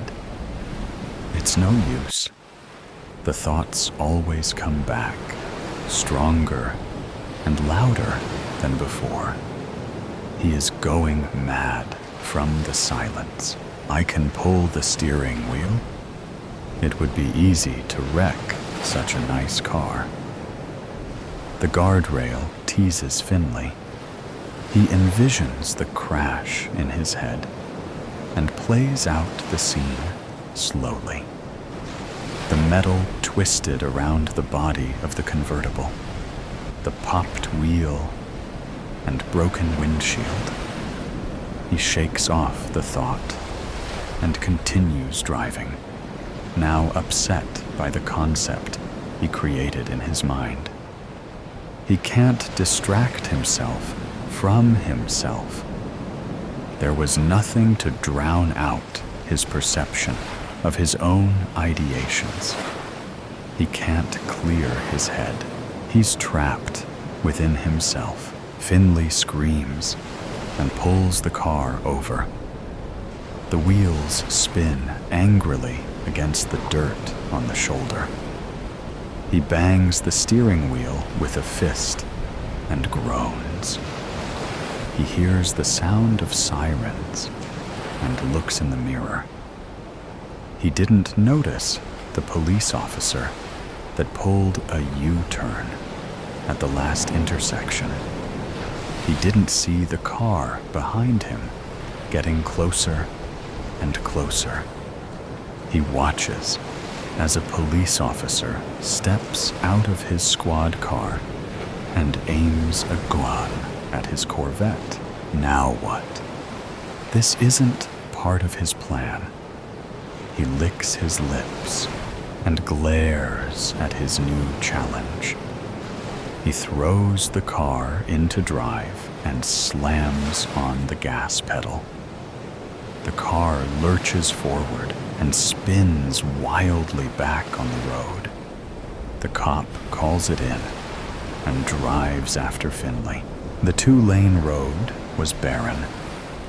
The twists and turns makes Finley feel he was back on a roller coaster without the strangers. The contents of his stomach sloshes around. Well, this is great. He wanders ahead, trying to come up with a plan. He didn't know these streets that well, and another police car pulls up alongside Finley.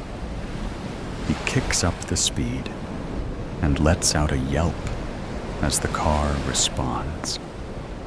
They race down the street. The sirens blare loudly. Finley watches as the police cars serve and drive around each other like synchronized swimmers after him. These guys are good, but not as good as me. I need to lose them.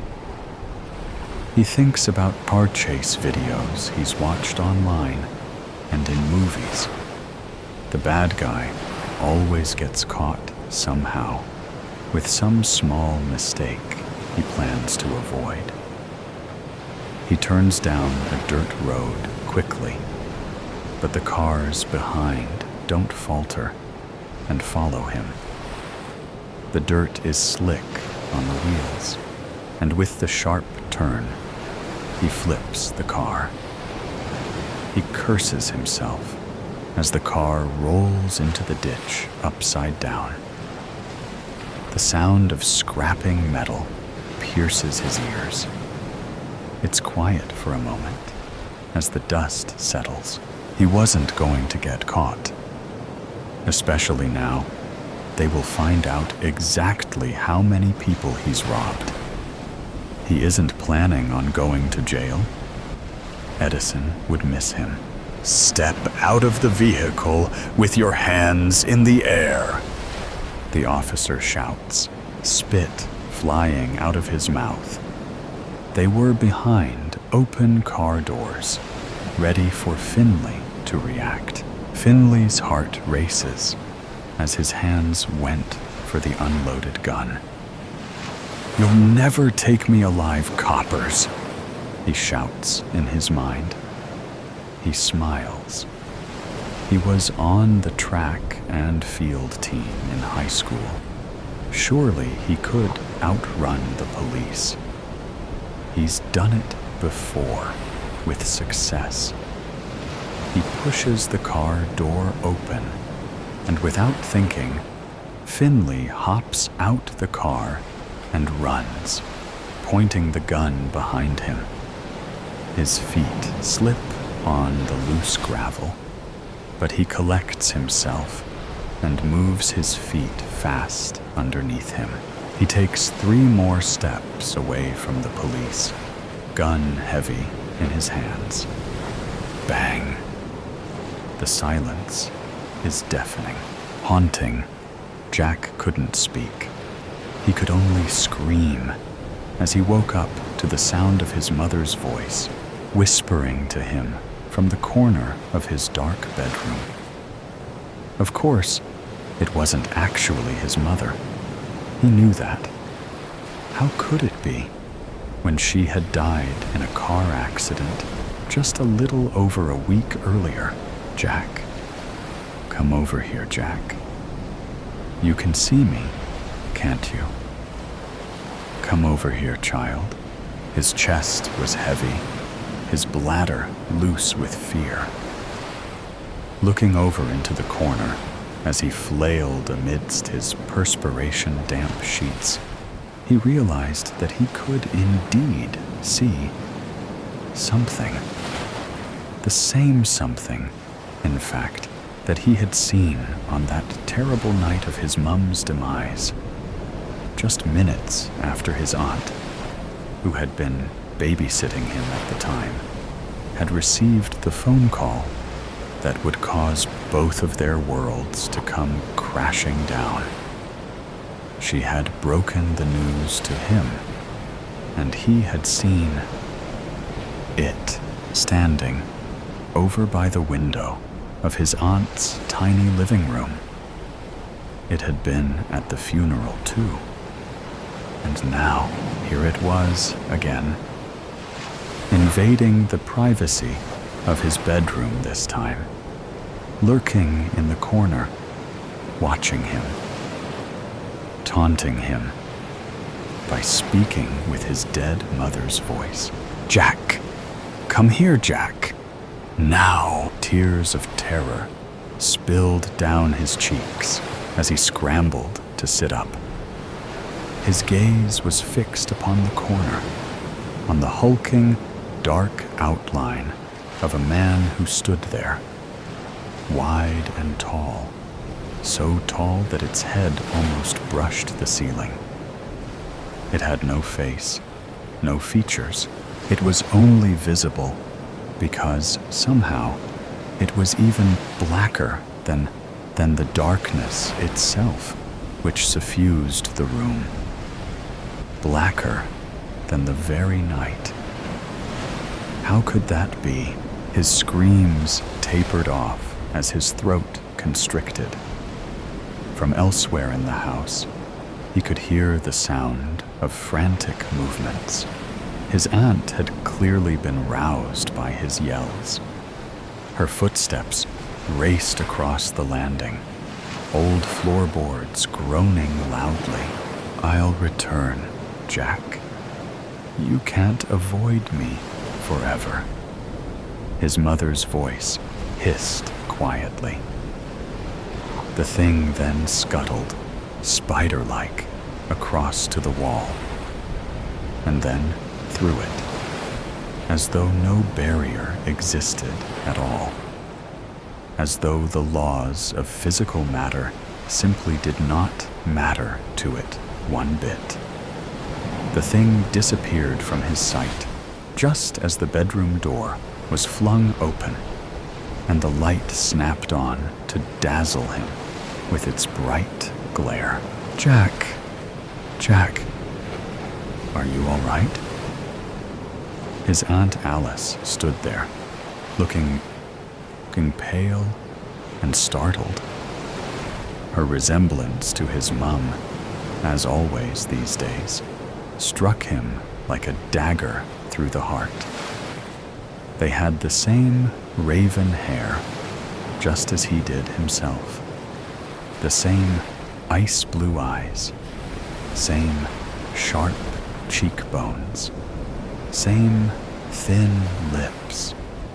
His mother's, now stilled forever, whilst his aunt's were pinched in a worried frown as she approached the bed where he lay. "Sweetheart, what is it? Did you have a bad dream?" He shook his head. It was bad, all right, but it was no dream. He raised a trembling hand to point over at the corner where the thing had been standing, mocking him by its mimicking of his dead mother's voice as it tried to lure him in. Alice turned to look, but quickly brought her attention back to him. "There's nothing there, Jack. You just had a nightmare, that's all." Her gaze shifted, moving down over his sheets, where a damp stain alerted him also to the fact that he must have wet himself. He cringed, the tears coursing faster down his cold cheeks. What kind of a 12-year-old wet the bed? "It's all right," his aunt soothed. I'll get those in the wash, and you can come and sleep with me in my bed for the rest of the night. It'll be dawn in a couple of hours anyway."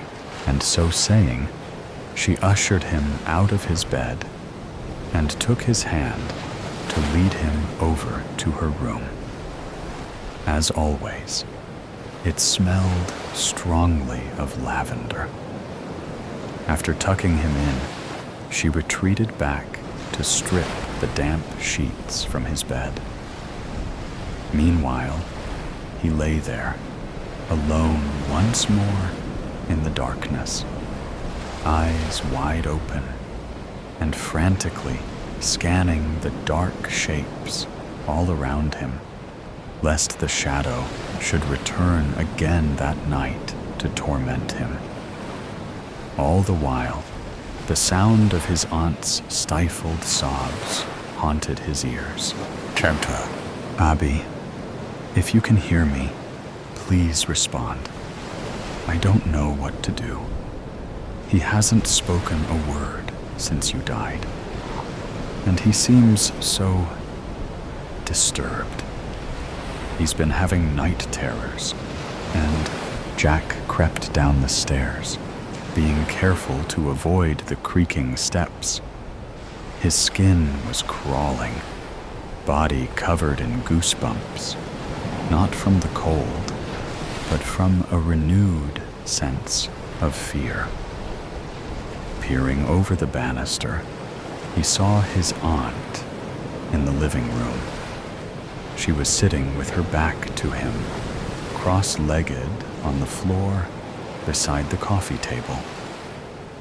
On the table itself, right in front of her, was a board, a wooden board with letters and numbers on its surface, the exact same kind of board as he remembered seeing his mother messing around with so many times before. Late in the evenings, after she'd had a bottle of wine. "Abi, are you here with us? Please, Yum." He wanted to run down the remainder of the steps, grab that board, and smash it to pieces, or burn it to ashes. For there was something about it that just seemed so very, very wrong. He was stopped in his tracks, however, by a sudden, sharp gasp from his aunt. She had her fingers resting on top of a small, circular piece of glass, which rested atop the board. And as he watched, the piece of glass slid free of Alice's grip and went spinning away, clearly moving of its own volition. It raced in jagged lines all across the board. Jack felt dizzy at what he was seeing. His legs gave way beneath him as he sank down onto one of the steps, his buttocks slamming painfully hard against the bare wood. Candlelight leapt in the room before him, the multiple flames flickering wildly. A muffled groan rumbled deep in his chest. Alice did not turn around. She was far too intent upon whatever message was being spelled out to hear him. He watched as she snatched up a nearby notebook and pen, scribbling frantically as she noted down what she was seeing reveal itself before her, never taking her eyes off the board. Eventually, the glass fell still. Something stirred in the air. The candle stuttered. His aunt gave a shiver, and Jack watched as the shadow man emerged through the closed door into the kitchen, moving to stand right beside Alice, reaching out with one of its thick arms as though to touch her Another gust of wind blew through the room, carrying on it the stench of something rotting. Unable to take it anymore, Jack scrambled to his feet and ran back up the stairs. He cowered in his aunt's bed, covers pulled up over his head. As in the room below, he heard her begin to scream, broken statements. "I've said too much. It's time for you to go." Detective Foster sneaked a weary glance at her partner, Detective Daniels, before casting a stern expression to the woman they questioned. "You haven't said much at all," the detective countered. The living room grew warmer by the minute as the blazing sun rose higher into the sky. It had to be noon by now, and their small town was in the middle of a heat wave. Crime was in short supply, thankfully, and these days, most of the calls they received were from the elderly asking for help to set up their air conditioners. This woman did not have any cool air circulating her home. Her windows were open, letting the stiff, warm air sit like an unwelcome guest. The woman crossed her arms, twisting her head abruptly away from the officers. "I can't say much more than I already told you. You're asking too many questions." Foster snapped her notepad shut, fighting the urge to roll her eyes. She turned her back on them to roam the living space. As she walked further away, she heard Daniels scoff. "We're asking questions to help you, and I've already told you my answers to those questions." "Barely," the woman gasped. "I don't like your attitude." Foster made her way into the kitchen as the bickering voices died down in the distance. Not that it was a large house, but she was more focused on looking around while the homeowner was distracted. Normally, she didn't condone her partner arguing with the victim, but sometimes it came in handy as a nice diversion. Earlier that day, the department had received a call from the neighbor claiming she heard breaking glass and then shouting. While on the phone, she noted the shouting had died down and all was quiet. Still, the woman's nerves were shaken and begged for someone to come over and check it out. First, the detectives visited the neighbor, but they didn't get any new information out of her. She was too afraid to even open the door for the officers. She had spoken to them through a crack in a window, motioning to the house next door. Foster made her way to the house first, while Daniels stayed behind to calm the poor lady down some. Foster had to knock on the door twice before the homeowner finally answered. Her name was Marianne Jules, and Foster guessed her to be in her mid to late 40s. She wore silk blouses, black dress pants, and was almost always in 3-inch heels when out around town. A string of pearls dressed her skinny neck that she always fiddled with. There was no wedding band on her finger, and as far as Foster was concerned, the woman didn't have any close family, nor did she know anyone in town before arriving. She lived alone and had recently moved here within the past 6 months. Marianne didn't make much of an effort to get to know the townspeople, and not everyone was eager to welcome her. Foster included. She remained polite, of course, but she was skeptical of visitors, especially visitors who stayed. Foster grew up in Willow's Landing, and over time, she realized one thing everyone here had in common. Every individual who made up the population here was born and raised in this small town. Sure, the occasional tourist came through, but no one ever moved to Willow's Landing, nor did anyone born here ever move out. When Marianne had finally answered the door, she was less than pleasant to see an officer standing on her front porch. She remained standoffish, but gave the detectives enough information for them to figure out the glass shattering the neighbor had heard was a window breaking. Marianne admitted someone broke into her house, which was enough for them to enter the premises, but they couldn't get any more information out of her.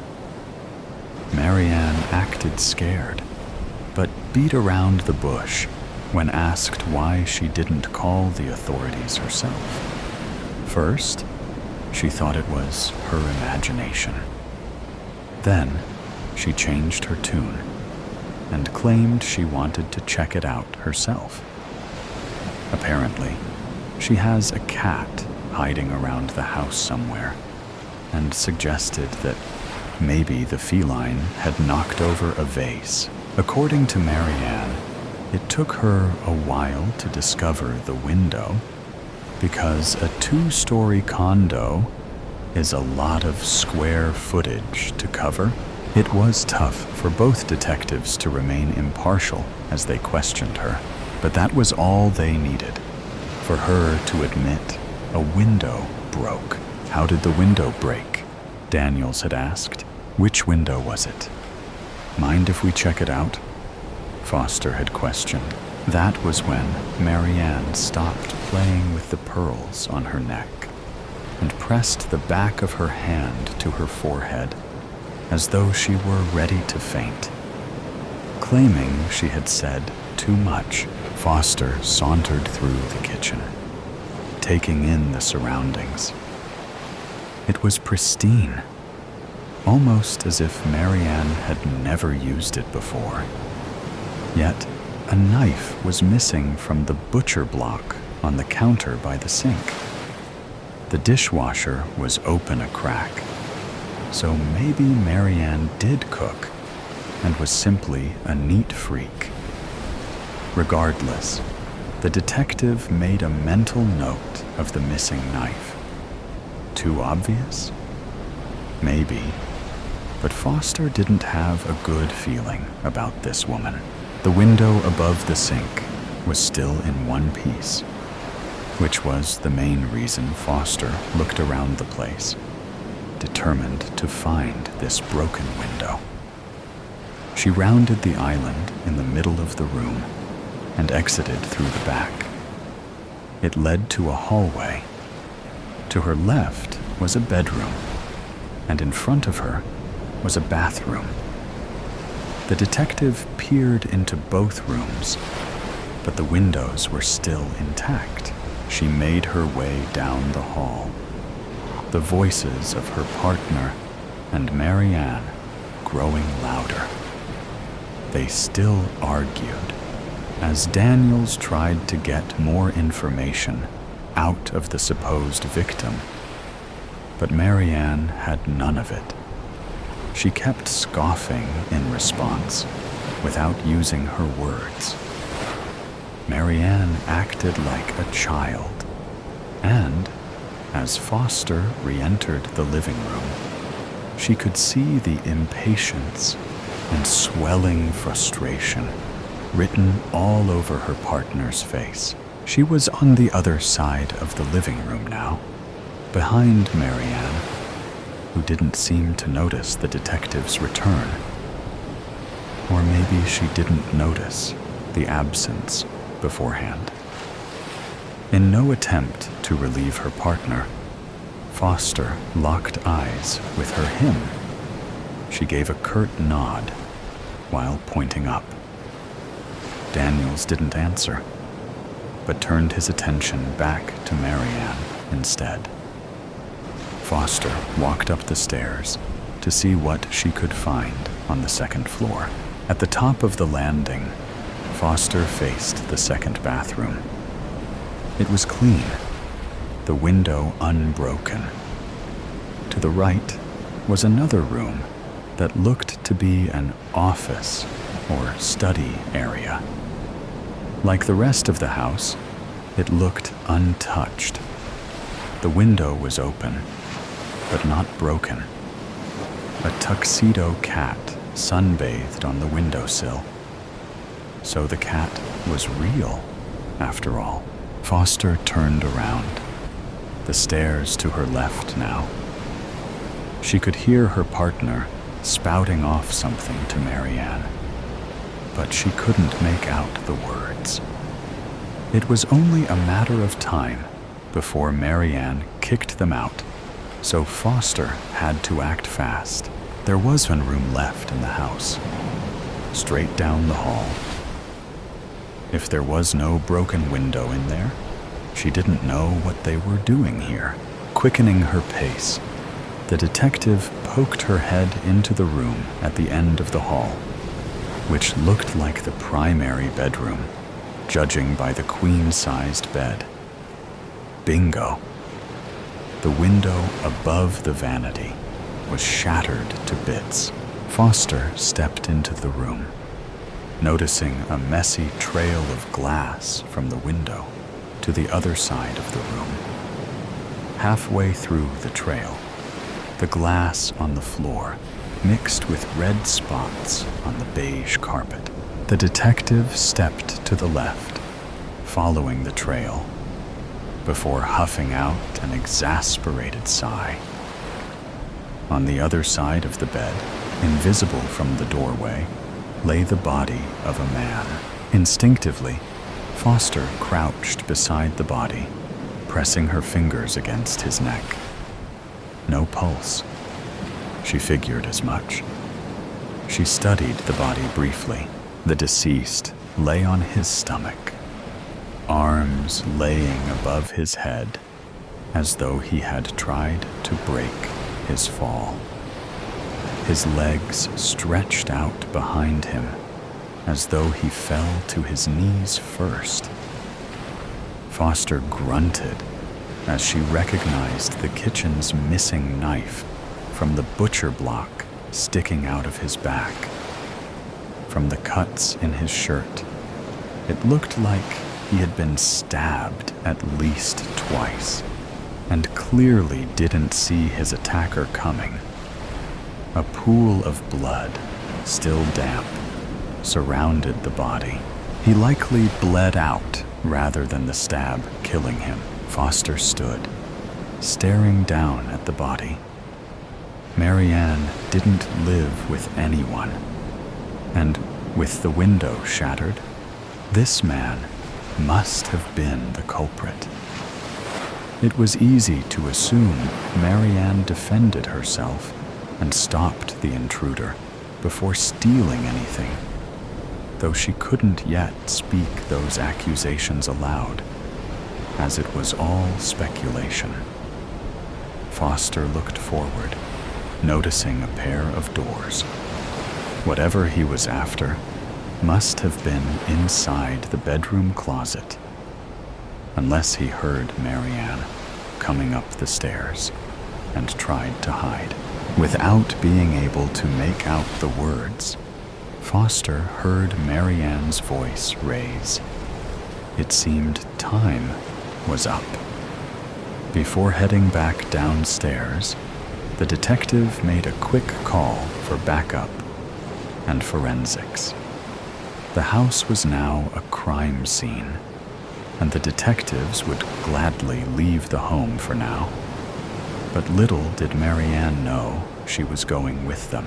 Foster sauntered down the stairs as she wrote notes in her notepad.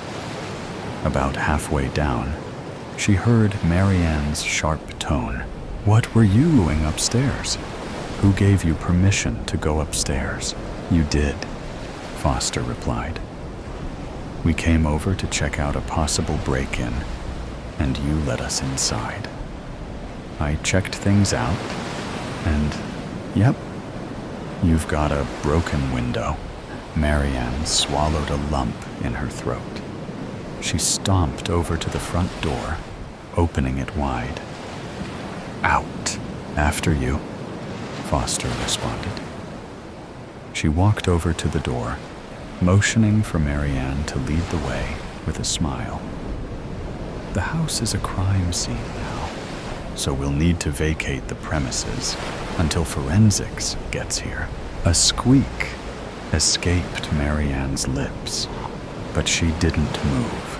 Foster held out a hand. "Shall we walk out together?" Marianne glared at the officer, clutching her pearls.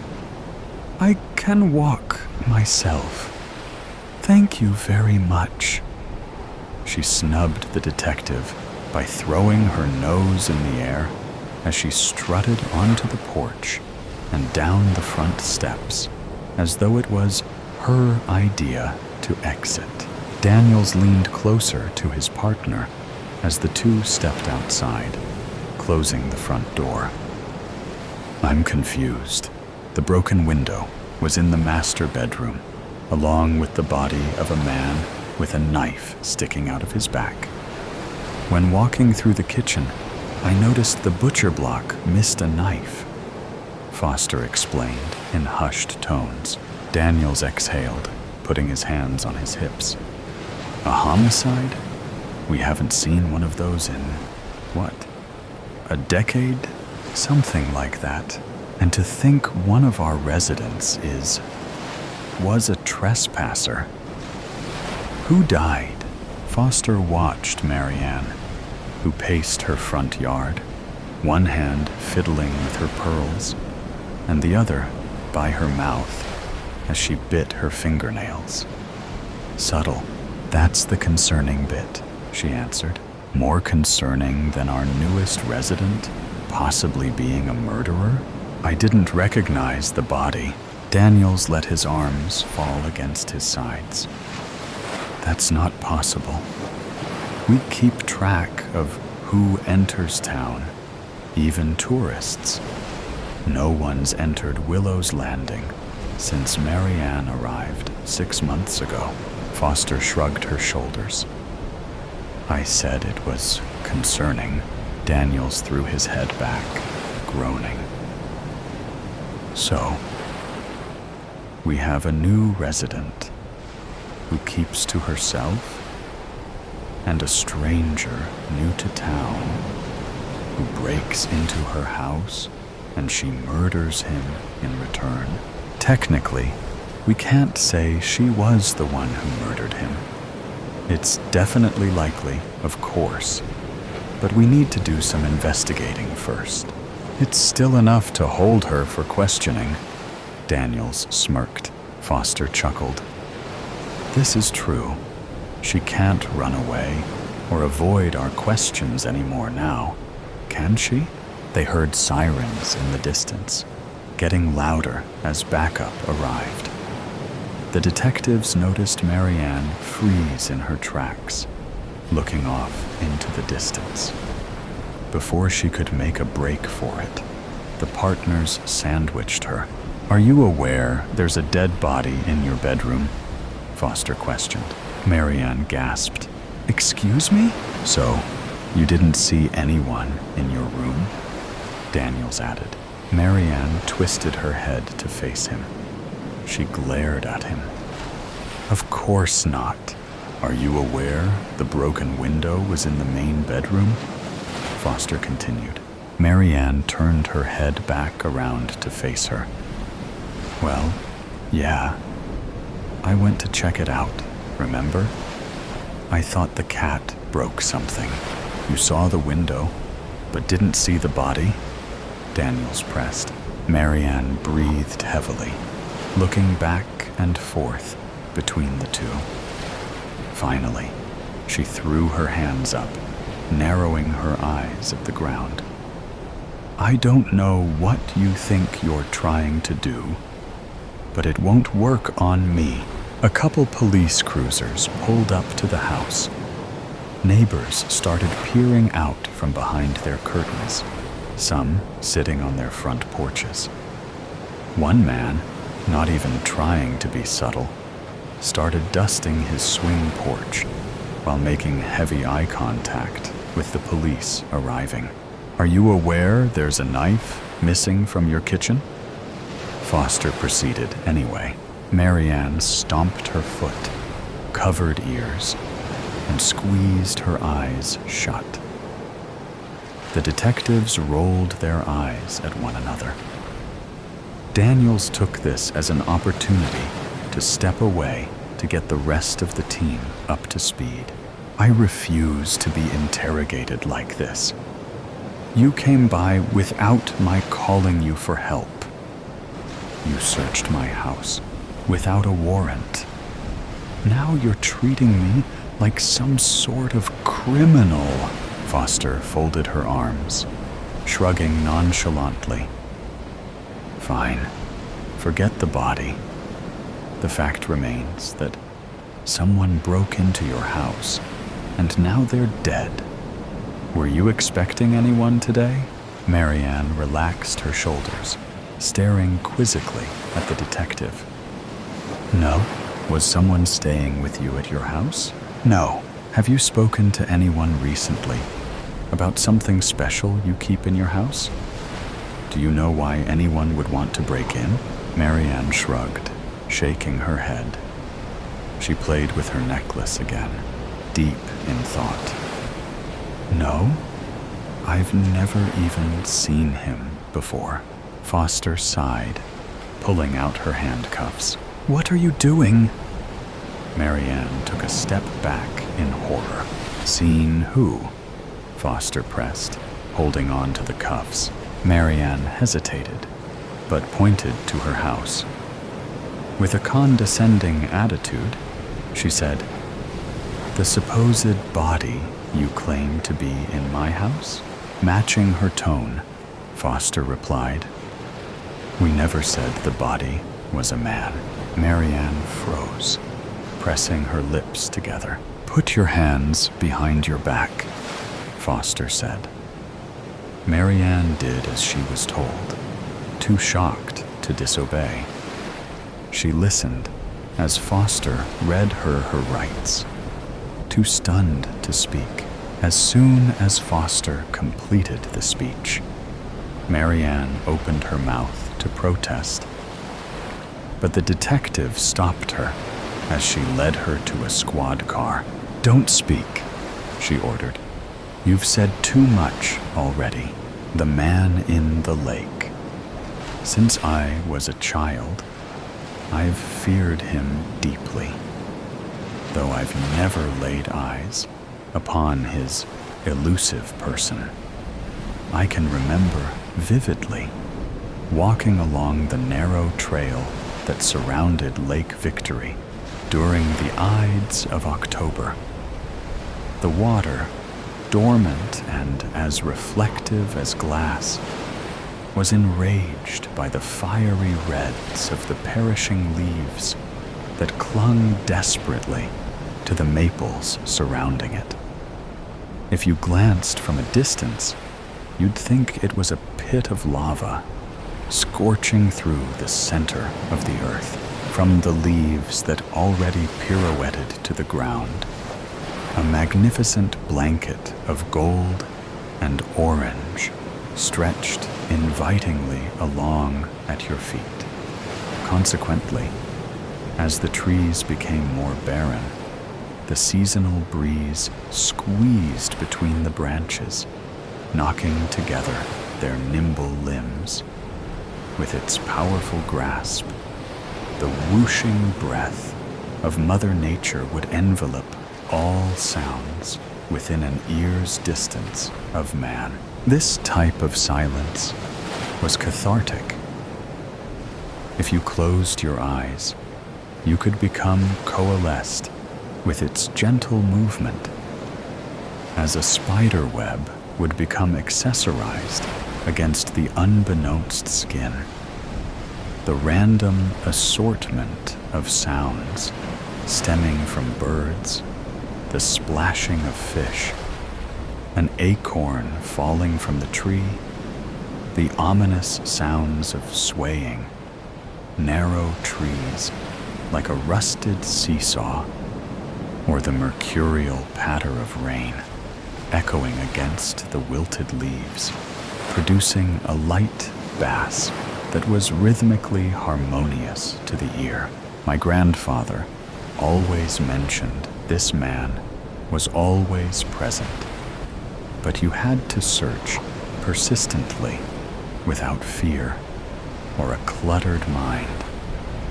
There was always talk of a dock, though the far side of the lake was unrecognizable from the conception, with its bends and curves to and from sight.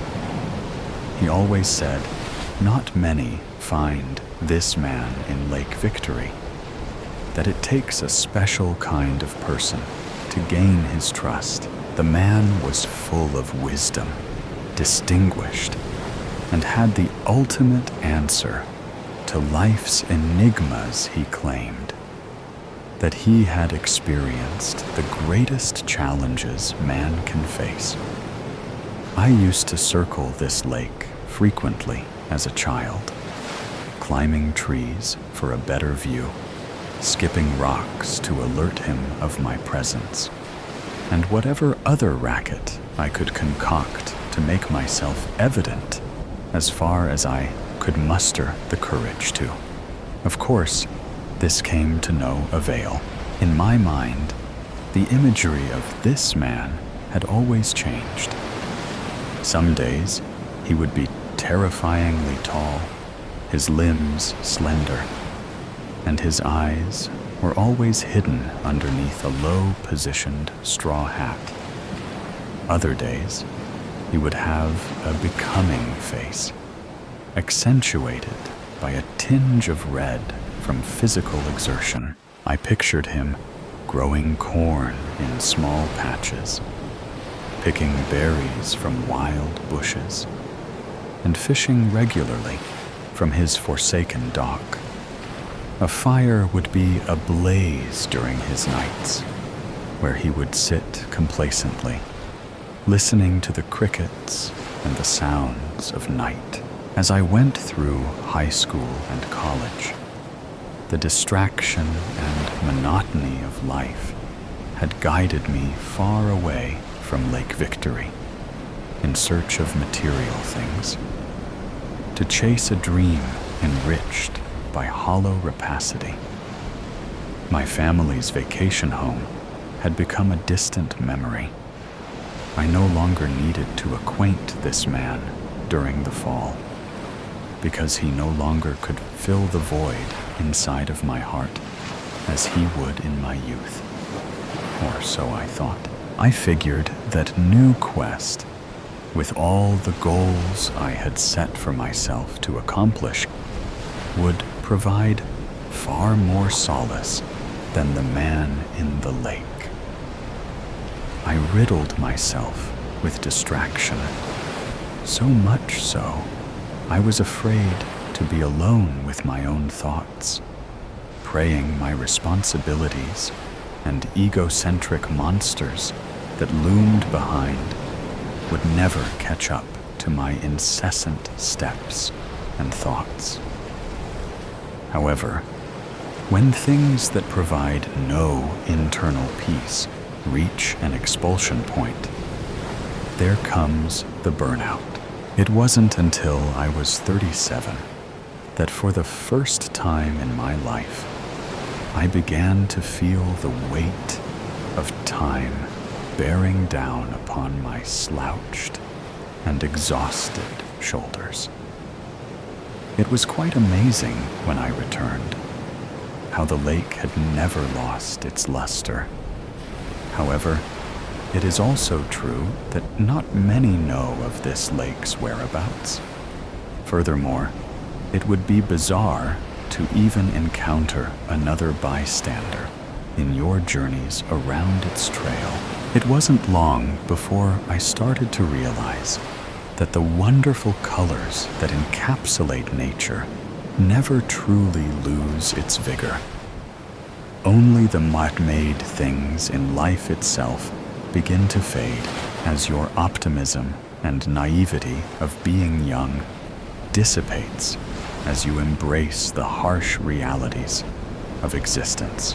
The future remembers history in black and white, though those who lived it always can revisit the palette that painted their peaks, whether the ravishing color of their wives' eyes when they first met, the color of their first vehicle sitting, sparkling in the driveway, or his father's blue flannel shirt, always rolled up to the elbow as he returned home from work. I remember spotting the rays of the sun streaming through the naked branches, placing my hand within its warm consultation like I did as a child. My pallid flesh began to glow as an orb would, the light bending around and through my stretched fingers as I tried to ball it up and capture it within my selfish fist. The trees, though still gallant and strong, were showing signs of age then. Their bark had become brittle and fissured.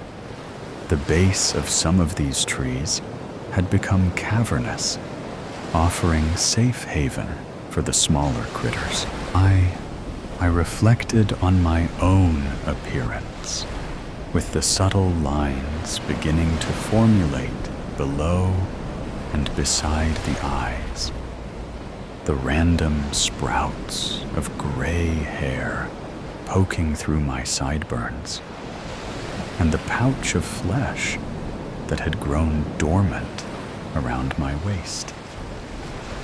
I, too, was succumbing to life's greatest guarantee, and I reflected upon my mortality as I rested my hand against the withering bark in passing. The man in the lake must be growing old. It was then that again I was enlivened by the man himself as I began to intake the fresh air. Surely in my adulthood I could find this man, who must be very old himself, and not as evasive as he was many, many years before. Those creaks and snapping of branches under the light prancing of the deer would set my heart ablaze, gawking maniacally and frozen still, hoping to finally catch a glimpse of this folklore. The ground was still forgiving to my steps, still fecund from the week's rain, and my soles glided effortlessly across the discarded tapestry of leaves as they did when I was young, and through certain partitions between the blinding trees you could catch a swooping heron, the elongated neck, saintly patience, and aloof demeanor, awaiting the perfect moment to spear its beak into unsuspecting prey, just as they had in early summers. I remember the trail was as underutilized as ever at 37, stumbling atop exposed roots and stubbing my toe against jagged rock. I had been swimming through the thickets, gently whipped by the returning force, though I continued to push further than I'd ever had as a child. It wasn't long then before that allure and optimism that guided my clairvoyance towards the man in the lake previously was becoming shrouded by the enclosing nature surrounding my steps. Briefly, I remembered pausing within a small pocket of land, like an atrium within the center of the forest, and weighed my options going forward. I concluded that maybe my grandfather made up this man in the lake, that maybe I knew this all along and held on to this anecdote like one holds on to an old shirt from his past, attached to the memories it harnessed. It was then I turned towards the trail where I had come from. Then I craned my neck towards the hazardous continuance just ahead. Something within was battling, opposing forces destined for different destinies, though I allowed my city-wrought mind to win the battle once again. I turned back towards my vehicle, leaving the man behind once again. Now, I am 79. I've raised children, paid off my mortgage, made all the money one can make to live a satisfied life. However, something was gnawing in the confines of my mind. The man in the lake. Here I was again. The trail was non-existent now, but I allowed what was left of my memory to guide me towards my former footsteps upon weakened limbs. Some of the trees now had fallen, and Lake Victory was as exposed as it ever had been, as I gingerly stepped around the detriments of my journey. In brief increments, the past would flash before my eyes, and through my childhood eyes, I was allotted the opportunity to see Lake Victory in all of its former glory.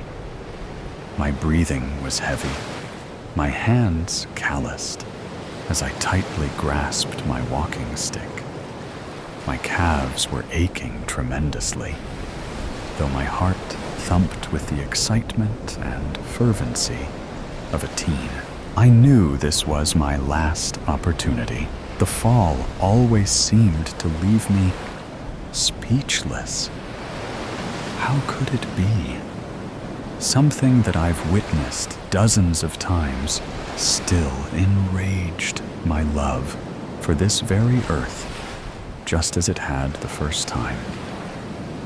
It was the essence of beauty, natural, pure in all of its forms, and I was appreciative that it only climaxed for a few weeks. Things of such enchantment are usually ephemeral, undeserving of the burden of obsolescence. The woman you meet in a foreign land, gone before you awake in the morning. The feeling on a motorcycle, with your hair in the wind, barely avoiding death, and the war cry that follows, with your heart nearly shattering your rib cage. It was superior to all, because it was effortless. It was the cycle of life itself. The atrium was still present, though it had shrunken to barely enough room for an elderly man such as myself. This time, I trudged through the webbing of branches and shrubbery, my face becoming sliced, and my hands bloodied by their sharp teeth. I could see the sun breaking through, about 20 feet ahead. This must have been where the man lived. I broke through the remaining brush, out into an open field. The purple and yellow flowers arched from their nesting spots, swallowed by the remaining green of October that survived by a water source. I looked upwards, glad to see the sun, receptive to its blanketing of my worn flesh. Then I looked towards the water once again, and there it was, the aforementioned dock. However, I was now forlorn, spotting no cabin in the woods, nor anywhere that a man could survive in such circumstances. I did not see his corn, nor his burn pit, where he spent his nights. I've spent my whole life, in retrospect, always comparing myself to the man in the lake, his humble attitude, his love for nature, his ability to acquire happiness without material things. His lore kept me grounded to reality. And now I was faced with the harsh truth that his existence was never crafted by veracity. Nor was this apotheosis one in which I dreamed many times before. I harped upon why my grandfather would speak so greatly of him, as if a friend. Why allow me to go on these wild goose chases, hoping to encounter some begrimed being, steeped in desolation? I approached the dock apprehensively, acknowledging its worn and derelict bones, the way it slouched towards the right side, and how the algae grew rampantly across its damp surface. I took a careful step and stopped, now hearing the lapping water gently clapping against the embankment, taking along with it the atrophied leaves, as a Viking would be sent off during his death. I took another step, stopping once again, surprised by the stability with a poke of my stick, and then decided upon shuffling towards the very edge. Here I stood, looking out over the lake that had held such a prized position within my heart. I looked down towards the surface of my hands, with all of the wrinkles and liver spots that come regretfully with age. Then I looked around the lake, witnessing its vitality once again. I understood that though some of the trees would tumble, that this very dock itself will eventually surrender to entropy, that the man in the lake may have been a farce, that ultimately I was eternally grateful for everything it had provided me in my life. I closed my eyes, taking a deep breath, feeling the brisk air searching through my lungs. As I exhaled greatly, there was a surge of enlightenment that had imbued a deep revelation just as I had opened my eyes. And it was at this moment I knew I had found the man in the lake. As I looked down, just ahead of the last portion of the dock, I saw my reflection within the still water. The white hair that whisked away with the gentlest of breezes. The thick, clouded glasses that stretched across my eyes. My hunched disposition, barely holding up underneath my trembling legs.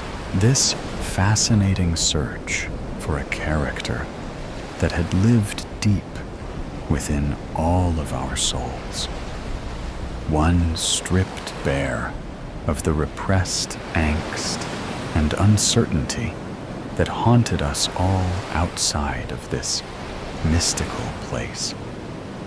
With all of its simplicity and understanding of life that one tends to convolute upon their odyssey towards enlightenment. This was the ultimate lesson, and it took a lifetime to understand. I was the man in the lake, just as my grandpa had once been, and maybe one day you will be too. Cliffhanger by Lee Kendrick. I had never been to a tropical country before, but Indonesia was my friend's, and I chose a holiday destination after we had scanned the internet for tropical countries. We all agreed to go to the Indonesian island of Sumba, an island as large as Jamaica. Apparently, Indonesia boasts the most islands of any country. Unbelievably, over 17,000. My friends Michael, Bob, and I, Dave, had booked a holiday here for 2 weeks. We planned to do some snorkeling, exploring the coral reefs, and go on some boat trips to some of the Indonesian islands. For now, we were just chilling out on a sun lounger, drinking cold beers on the white sands of the Mbawana beach. The Sumba Island landscape is so rich in exotic plants and animal life. It also boasts unusual rock formations, including the Halfling Giant Stone. This is a coastal rock with a large gaping hole through it. In fact, me and the boys are just 30 feet away from it, to our left. Another unusual thing about Indonesia is the Indian Ocean. It changes color, varying from turquoise to ultramarine blue to a remarkable golden orange. Another thing this part of the world is known for is its earthquakes and tsunamis. Just a few minutes ago, we felt a heavy earthquake, but this was normal for Indonesia. We were glad we weren't in a city full of buildings. The tremor only lasted for about 20 seconds, and then it just fizzled out. Nothing to worry about. Feeling hot, I decided to go for a dip in the ocean. As I slowly walked in the soft, powdery white sand towards the ocean, I sensed a foreboding. And for some reason, I noticed it was taking me longer than usual at this time of day to arrive by the ocean. I also observed pools of seawater with seaweed, crabs, and other sea creatures, which weren't there before. And I'm sure by now I would have been hearing the waves come crashing onto the beach. But the ocean seems much further away. Then it dawned on me as I stared out into the distance. There it was, a few miles away, a massive wall of water. Difficult to measure, but I would say it must be at least 50 feet high, and it was heading towards the beach. It was a tsunami.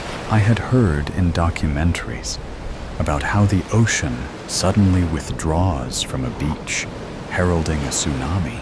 Is this my time to die? I thought. I turned and ran as fast as I could, back towards my friends, wearing my stupid flip-flops. As I ran, I observed dozens of people lying on their beach towels, oblivious to what was about to happen. I attempted to shout to warn them, but no words would come from my mouth. I was unable to speak because I was in the grip of fear. I managed to attract a couple's attention, but they just waved back at me and continued sunbathing. I picked up a heavy shell and threw it at them, and then pointed frantically towards the wall of death. I ran and ran, painfully slowly, getting closer towards my friends. Then my friends Michael and Bob saw me. I waved with both hands, frantically in desperation, to try and warn them as I pointed back to the ocean. They just seemed to ignore me. Finally, I reached Michael and Bob to pull them away. My larynx was constricted, paralyzed. I couldn't utter one word as I pointed back towards the ocean. A bloody, gigantic blue-green wave was only a couple of 100 yards away. By now, there were people screaming everywhere on the beach. We all started running. But where? Where do we go? Do you climb a tree? The waves are too high. Do we try to outrun it? No. It's too close behind us, and it must be moving at over 100 mph per now. Do we go left or right? Maybe the wave isn't as long as the beach. Very unlikely we could escape it. It probably stretches as far as the length of the beach. We kept on running in front for our lives. As the adrenaline coursed through our veins, I spotted the cliff some 50 yards away. The tsunami was now so close behind us, you could hear its thunderous roar, like a wild beast after its prey. As we managed to reach the cliff, we climbed as rapidly as we could, managing some 30 feet when the wave crashed heavily into the cliff. It demolished the halfling giant stone and engulfed the surrounding area. The beach had been swallowed up, and the ocean continued to climb, moving closer towards us. This wild beast wasn't done until it caught up with us, all three of us, now exhausted, and like a gazelle, tired out with all its energy, spent. It was ready to drop and resign its fate to the beast chasing after it. I knew it was just only seconds away before the wave would claim me and my two friends. Suddenly, my heart stopped beating. To my horror, I was unable to lift my leg up to a ledge. It had got entangled in some plant's tendrils. Bob and Michael were too busy escaping to not notice me in trouble. The water was now up to my ankles as I frantically moved my foot to budge it free. The boat just wouldn't move. By now, I resigned to the fact that I was going to drown.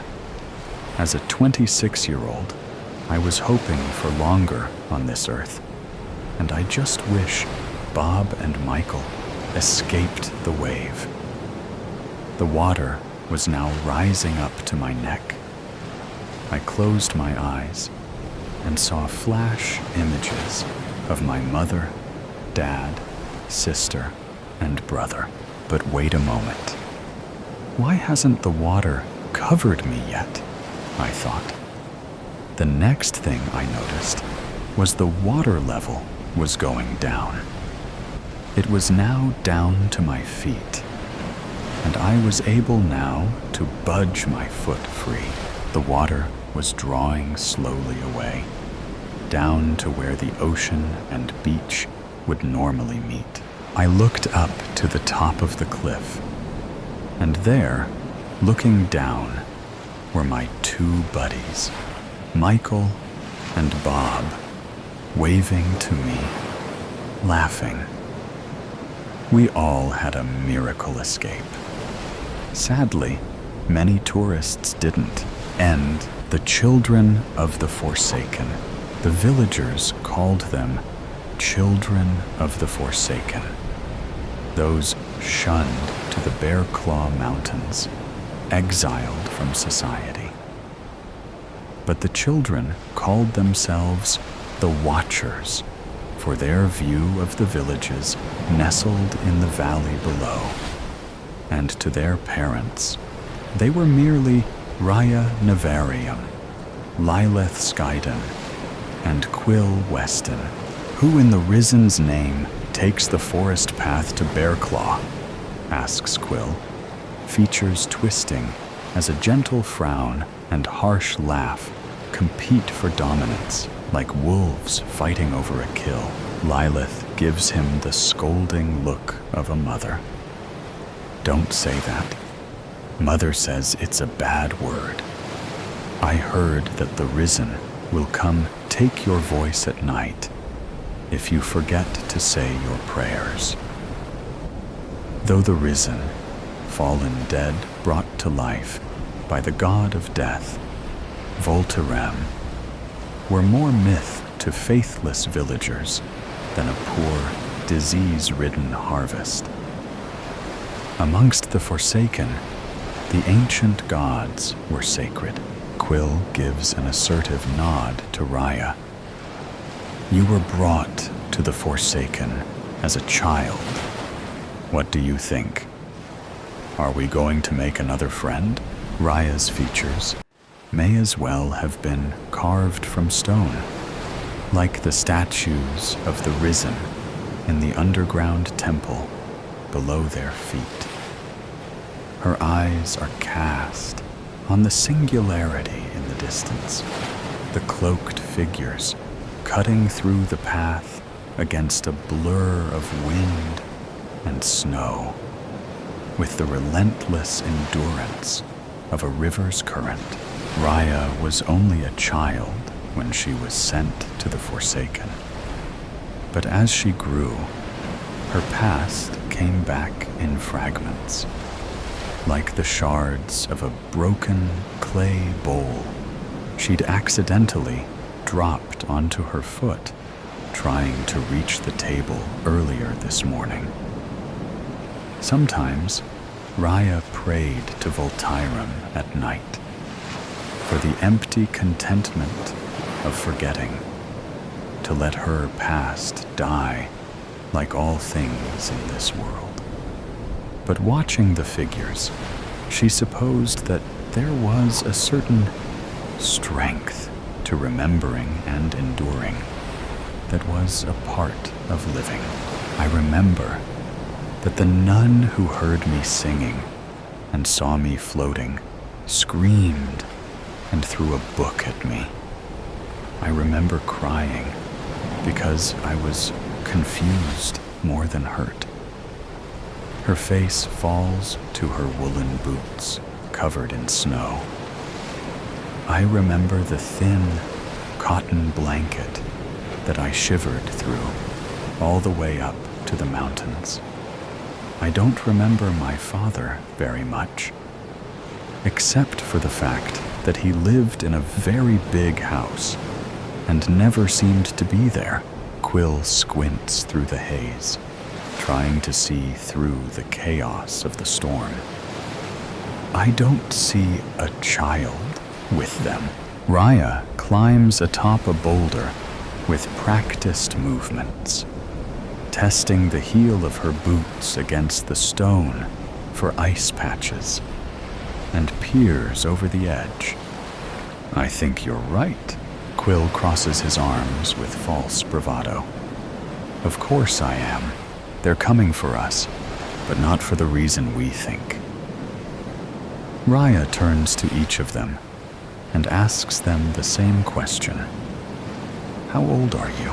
Quill is 10 years old. Lilith turns 8 next week. Raya is the oldest of them, almost 11.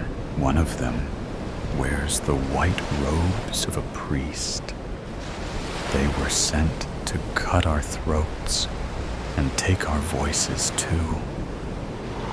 Raya abandons her perch, staggering backwards. We're not even 16. Must have been a terrible harvest. Quill starts, before cut off by an elbow blow to his side. Lilith's voice trembles, and Raya tells herself that it is Lilith's teeth chattering from the cold, while Quill merely rubs the edges of his bony ribs. I need to tell Mother. She'll know what to do. Word of the priest's arrival and rumors about another nulling ceremony to take the voices of the children spread through the small town of Bearclaw faster than an avalanche. The children are kept safely behind locked doors and shuttered windows, while townspeople brandish an assortment makeshift weapons: knives, pickaxes, woodcutters' axes, shovels, old potions, and spell books. By the time the travelers arrive, the townspeople are ready and waiting. The children have been instructed to stay inside, stay away from the windows and door. But the coziness of the fireplace is almost stifling compared to the tenuous, cold, bitten air. Lilith turns away from the window, her eyes damp with tears. A few moments ago, her mother had forced her to look her in the eyes and wrote that if she could not be strong for herself, she must be strong for others. Her father, who mostly grunted in response to anything she said, hugged her and wrote that he loved her. Only now, Lilith started to realize that she would need to be strong for her people if her mother wasn't there to lead them. Huddled in the corner, hugging her knees against her chest, Raya tries to press her body flat against the wall to steady her trembling frame. Her mother wrote mutterings about the trouble that youth these days seem to find. Then she had stuffed firelight potions in the bag across her chest, wrapped another coat around her shoulders, and strung an amulet around her neck. Raya rubbed the markings on the rabbit bone, hoping there would be enough magic in the amulet to protect both of them.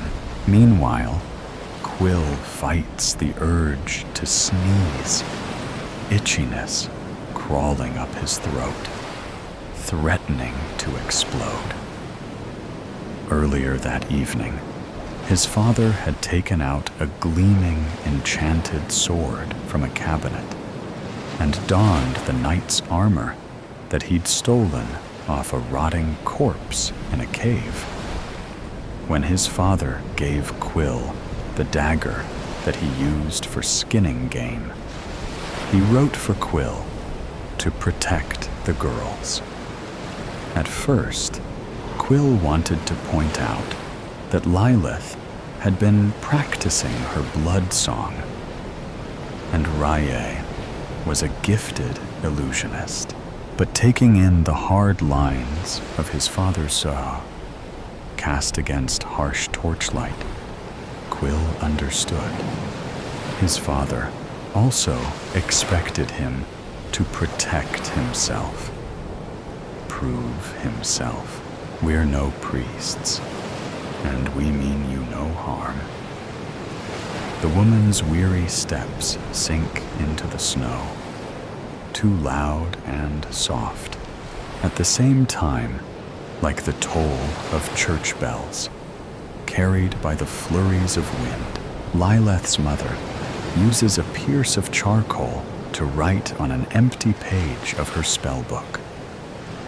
Raya flinches at the groaning wooden beams of the cabin as the wind rattles the bolted shutters. Lilith inhales a deep, shaky breath, and Quill stifles his sneeze. I apologize for our deception. Only priests or knights are allowed to travel to the mountains. Tugging down the pristine, pale cowl of his cloak, the man takes a step closer. We came here to warn you that your children are in danger. Are they well? Quill's father aims the tip of sword against the man's throat.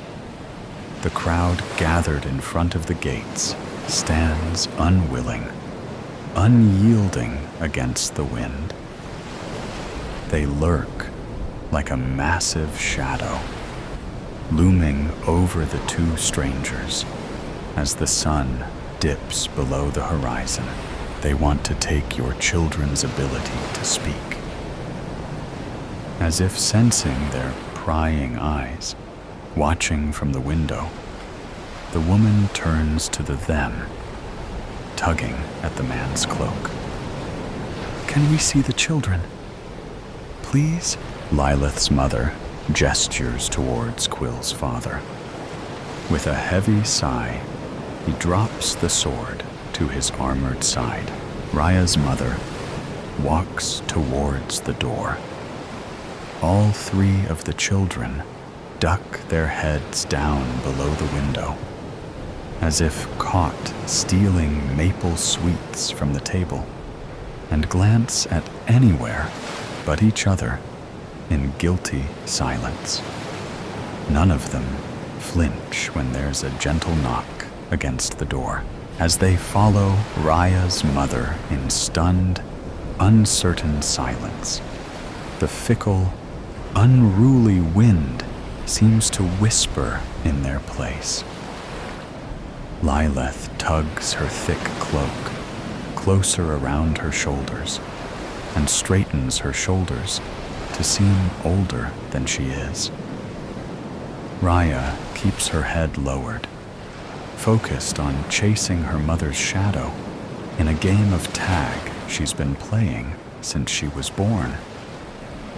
Quill trudges along, wearing his father's boots that are a few sizes too large for him.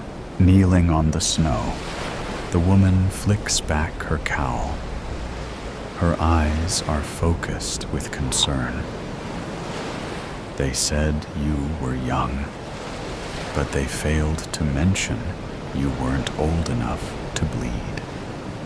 Her gaze softens as she glances at Lilith. I have a daughter, Pyrrha. You remind me of her. The man turns to Quill. Do you know why we are here? Lilith glances at Quill, who in turn glances at Raya, their eyes locked in contest.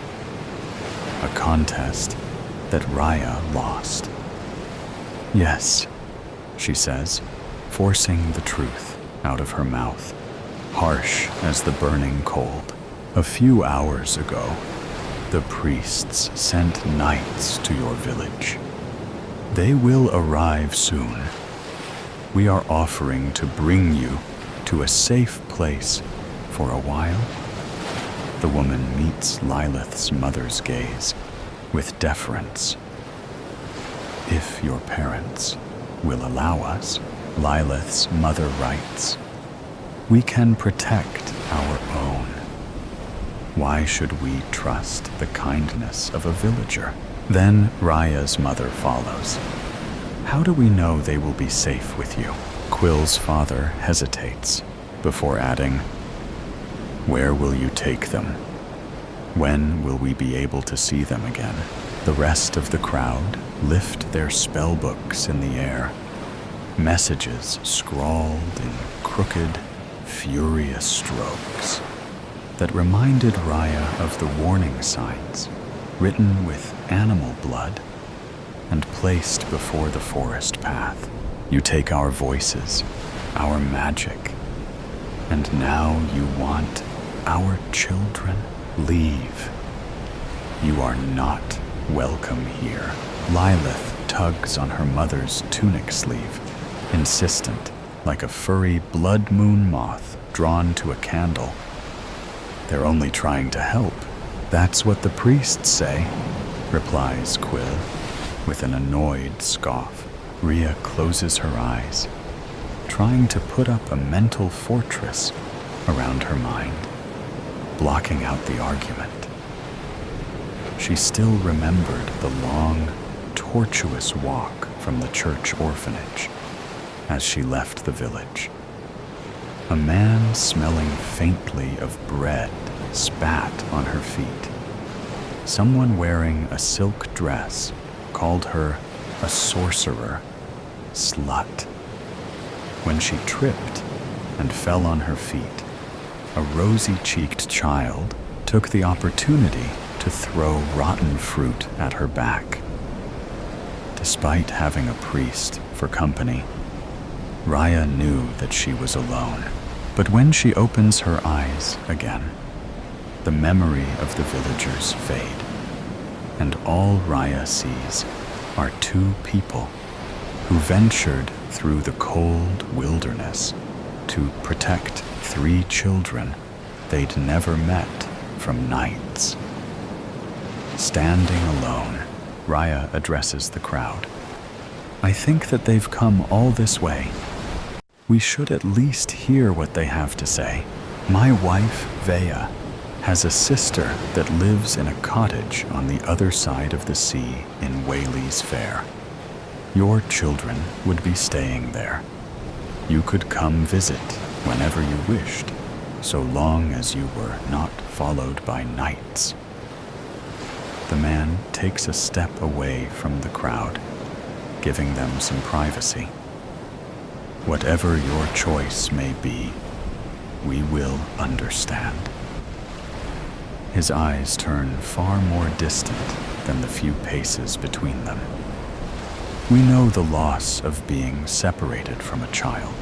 As heated conversations fade to concerned murmurs, leaving torn messages from spell books crumpled and discarded in the snow, the parents turn to their children. One last message. It is your choice. Raya, Lilith, and Quill glance at each other, silently coming to an agreement. We'll go. The villagers called them children of the Forsaken, those exiled from society and their home in the Bear Claw Mountains.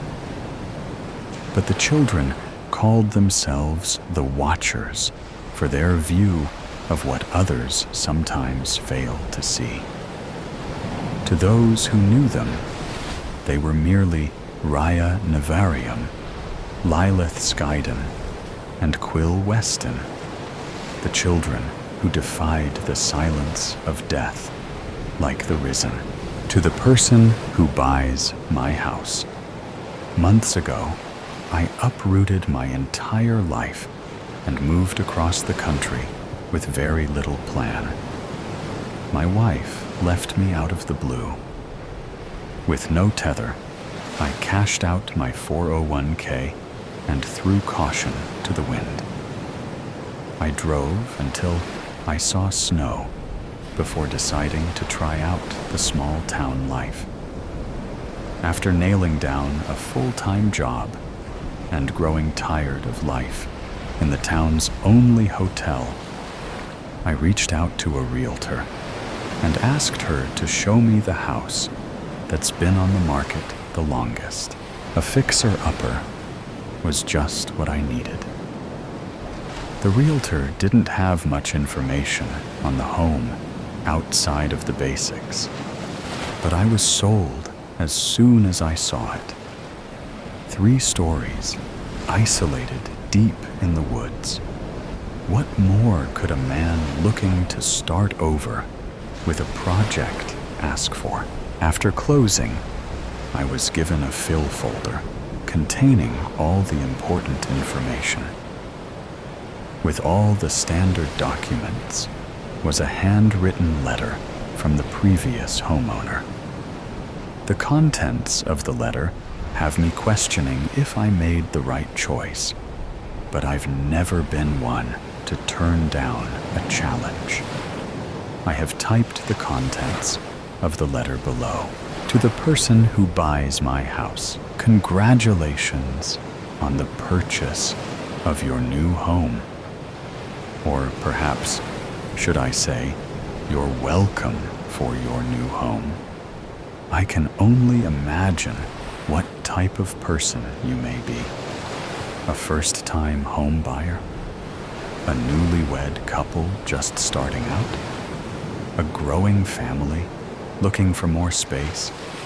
A retiree longing to be away from the hustle and bustle of the city? Or even just an investor looking for rental properties? The possibilities are endless, but no less exciting. Just as exciting as when my late husband and I first purchased the property so many years ago.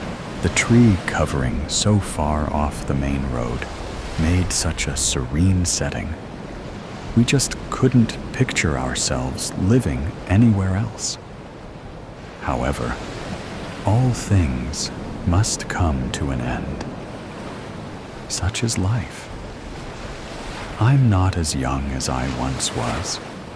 My children worried for me out here all alone. Or so they say.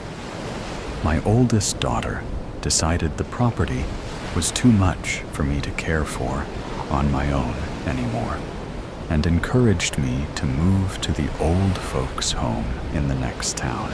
As loath as I was to leave the home we spent such wonderful years in, I could no longer argue with her. The upkeep was getting to be a little much for these old bones. I agreed on one condition: that the home not be put up for sale until my death. So, if you are receiving this letter, I have shuffled off this mortal coil. That also means that the house has most likely sat vacant for some time.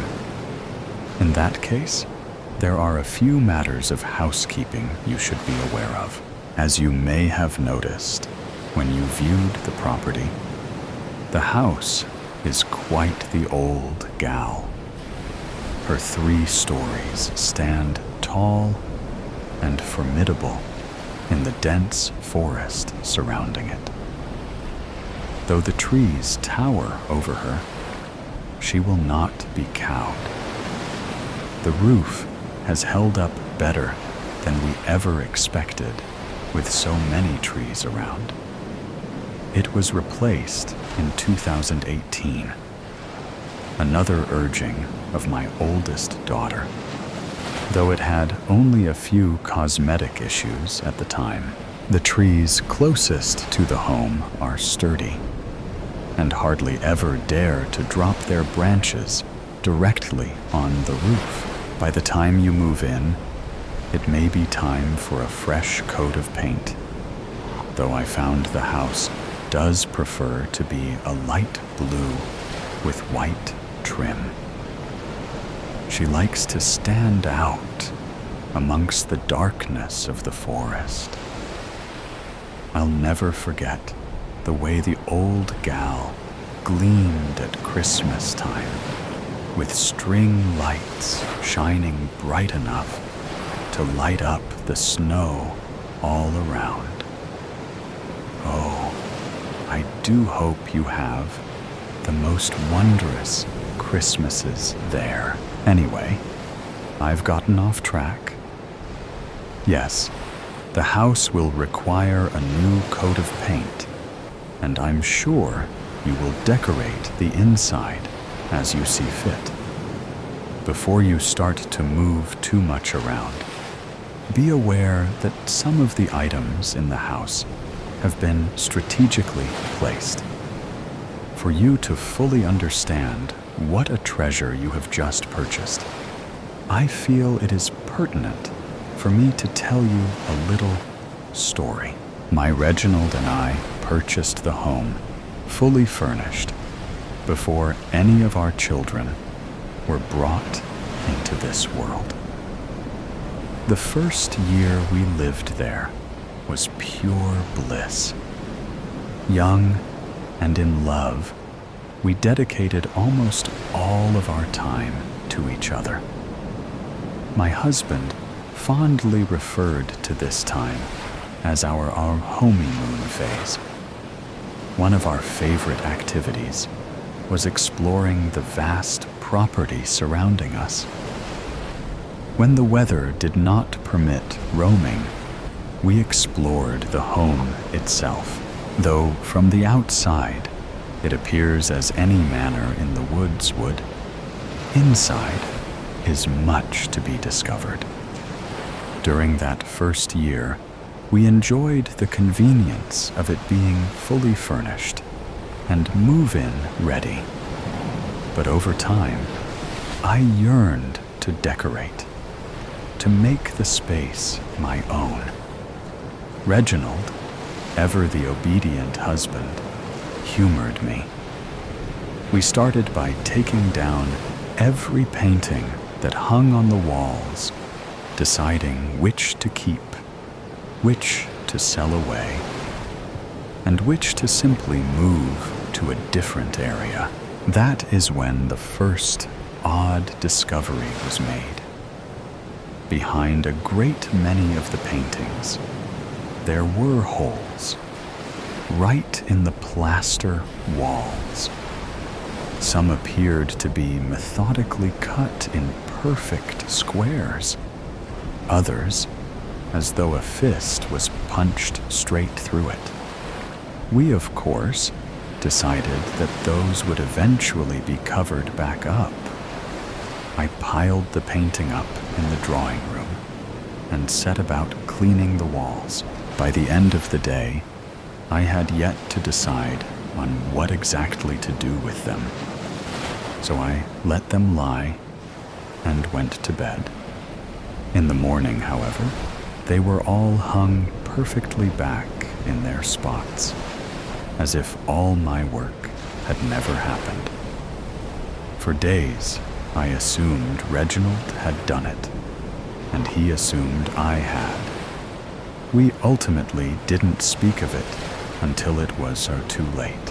When my Reginald started back to work as supervisor of the factory in town, I resumed my endeavor to make the home feel like it was mine.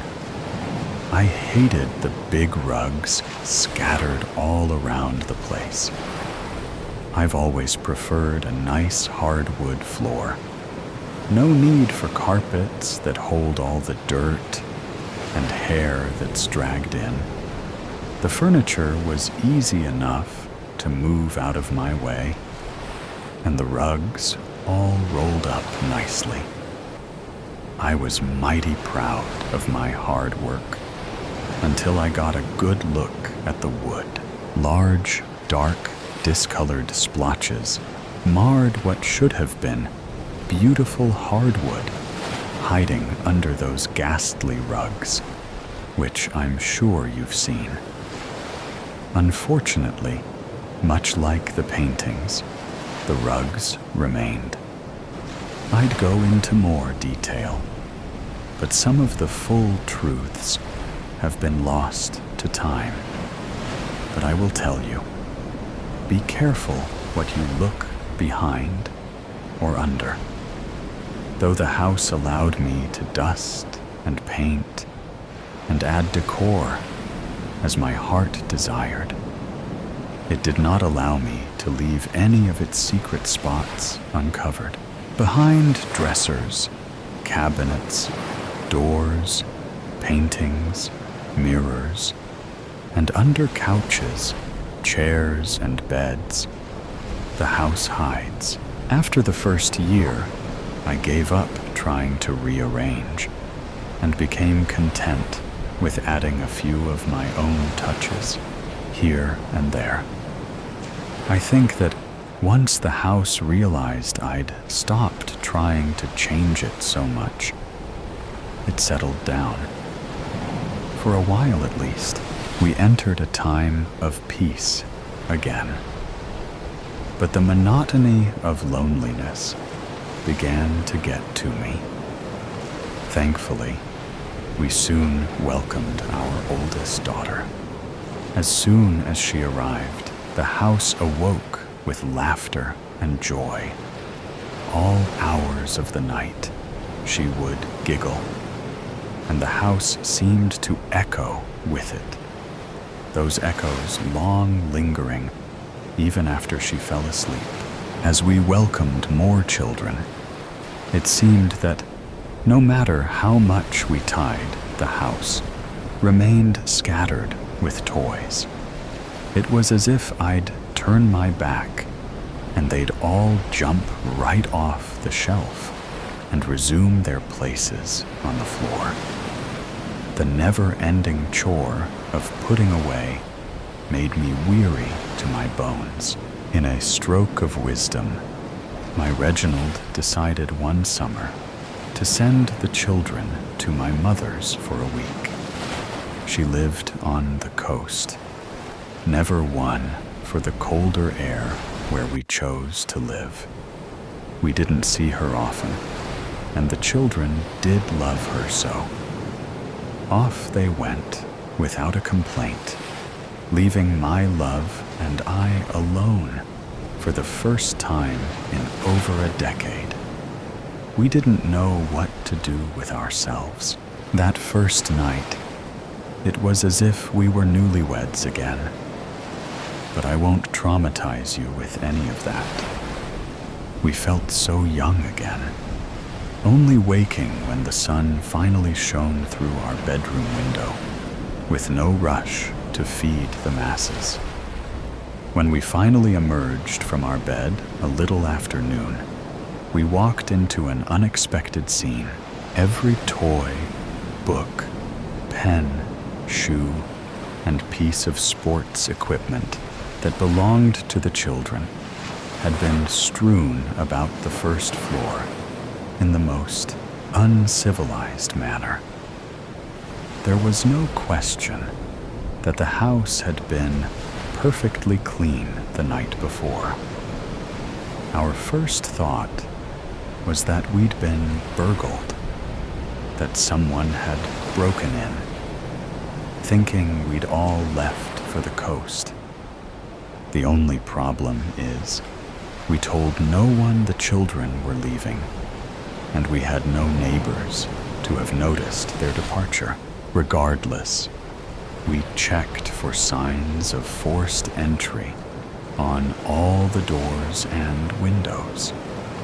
Finding nothing, we were forced to believe it was whatever force we had once felt in our home, agitated with us once more. As you've probably ascertained, the house is very particular. We had come to accept not being able to move the furniture or pictures, but were only just realizing that the house did not like many of the new things we'd brought in either. How many times had I picked certain toys up off the floor, only to find them there again in the morning? How many times had I unfairly blamed the children for messes they claimed they knew nothing about? That morning, we saw the truth of the matter, and I knew something had to change. The children didn't deserve my anger or anxiety. They were not to blame. When they returned, I was sure to tell them as much. But before then, we had to find a way to coexist again with the forces in the house. What should have been a week of relaxation and reconnecting became a week of trial and error. On the first day, we tidied the house, putting everything back where we thought everything should go. Each room made perfect. Then we waited for the first item to fall out of place. As if the house was testing us, it took hours for anything to happen that first day. Then it started, slowly at first, giving us time to notice the items that were out of place, time to correct. It seemed to go in order of the things that bothered it the most, or maybe just the longest. The first toy to go was a set of bells we'd gotten when our oldest was small. The set was a popular toy amongst all our babies. With our youngest being nearly 8 at the time, these bells hadn't truly rung joyously through the house in years, yet they always made their way off the shelf onto the rug. Our family's peace was more important than any sentimentality, or at least that's what my husband and I agreed. And into the bin they went. Quickly, we noticed patterns. Toys that made too much noise. Shoes that left scuffs on the floor. Sports equipment that may or may not have been involved in a few broken windows and busted light bulbs. Books that sat too heavy on the overburdened bookshelves. Room by room we went, removing any and all items the house found to be offensive. It was by no means an easy undertaking. So many items had many more years of use left in them. But knowing what I knew, I could no longer sacrifice my sanity for a few boxes full of possessions. When the last box of offending items left the property, it was as if the house itself took a deep, calming breath. I hadn't quite realized just how stressed I'd been feeling until I didn't feel it anymore.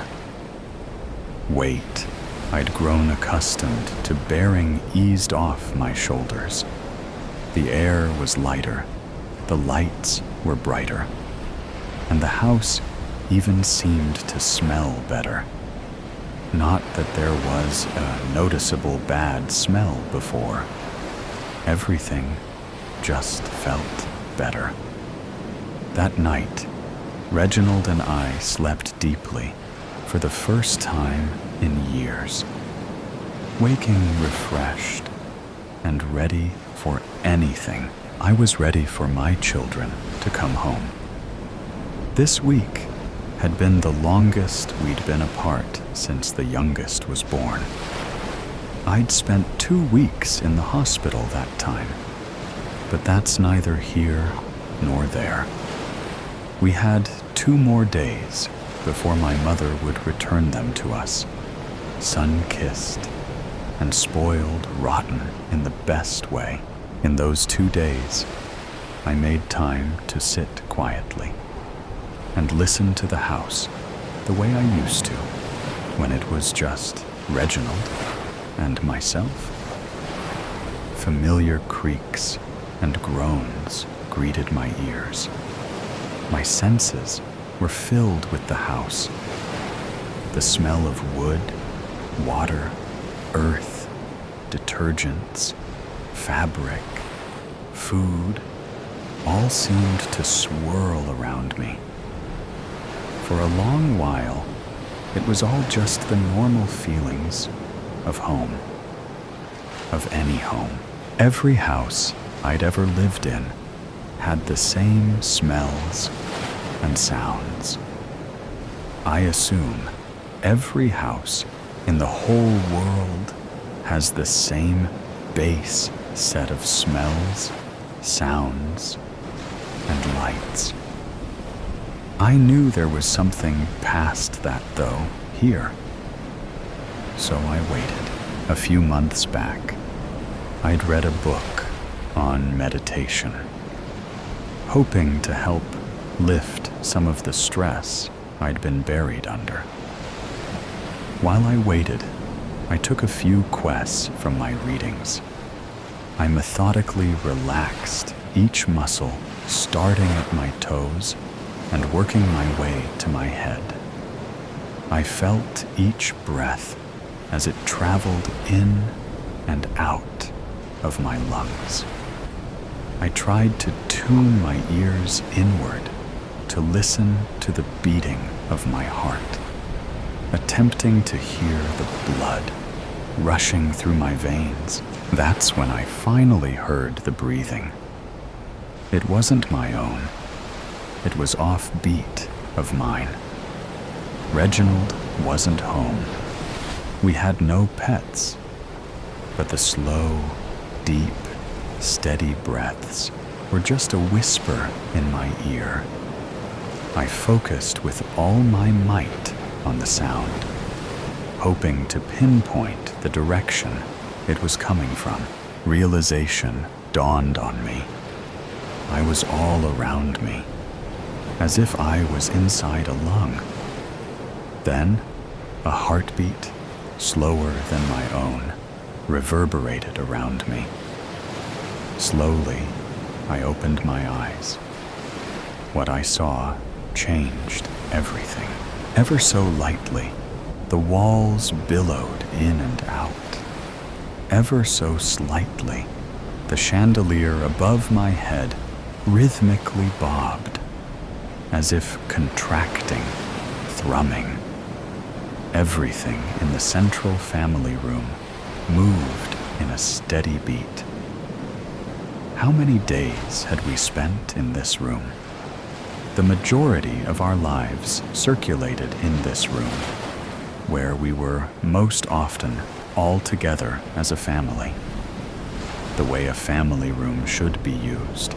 We often joked that this room was the heart of the house, because there was always so much love here. We were not wrong. This room truly holds the heart of the home. You may think I'm crazy, but I am telling you, here and now, the house is alive. It is not haunted. There are no goblins or ghouls. The house itself is a living, breathing being. A being that I have cared for, just as it has cared for me, for more years than I care to count. You see, my daughter never believed. She did not understand. When I finally agreed that I was too old to care for the house on my own, it was because the house told me so. Not her. I was growing too old to care for it, and in turn, it could no longer care for me. It needs someone younger, someone to breathe new life into it again. And if you care for it, it will care for you. When tended to properly, it will multiply your life and give you more than you can ever imagine. I do hope Carmen found the right person to take on the challenge. I pray the house does not miss us too terribly much. If you follow the rules, then it should grow to love you, too, I'm sure. With love, Cynthia. Rule 1. Don't move the furniture. Rule 2. Don't leave any holes uncovered. Rule 3. Don't make changes. Only fix things that break. Rule 4. Don't put anything on the mantle in the bedroom. Rule 5. Never throw balls inside. Rule 6. Never scream at your partner inside. On the grounds is fine. Rule 7. Always walk gently. Rule 8. Always lock the doors. Rule 9. Always listen to the house. Take care of it, and it will take care of you. I have lived in the house for a week now. What I thought to be the ramblings of a crazy old woman who wanted nothing more than to stay with her home have quickly become undeniable truths. On my second night, the house welcomed me in a way only it could have. I'm not sure if this makes me just as crazy as her, but I vowed to care for this home as long as it cares for me. We're off to a great start.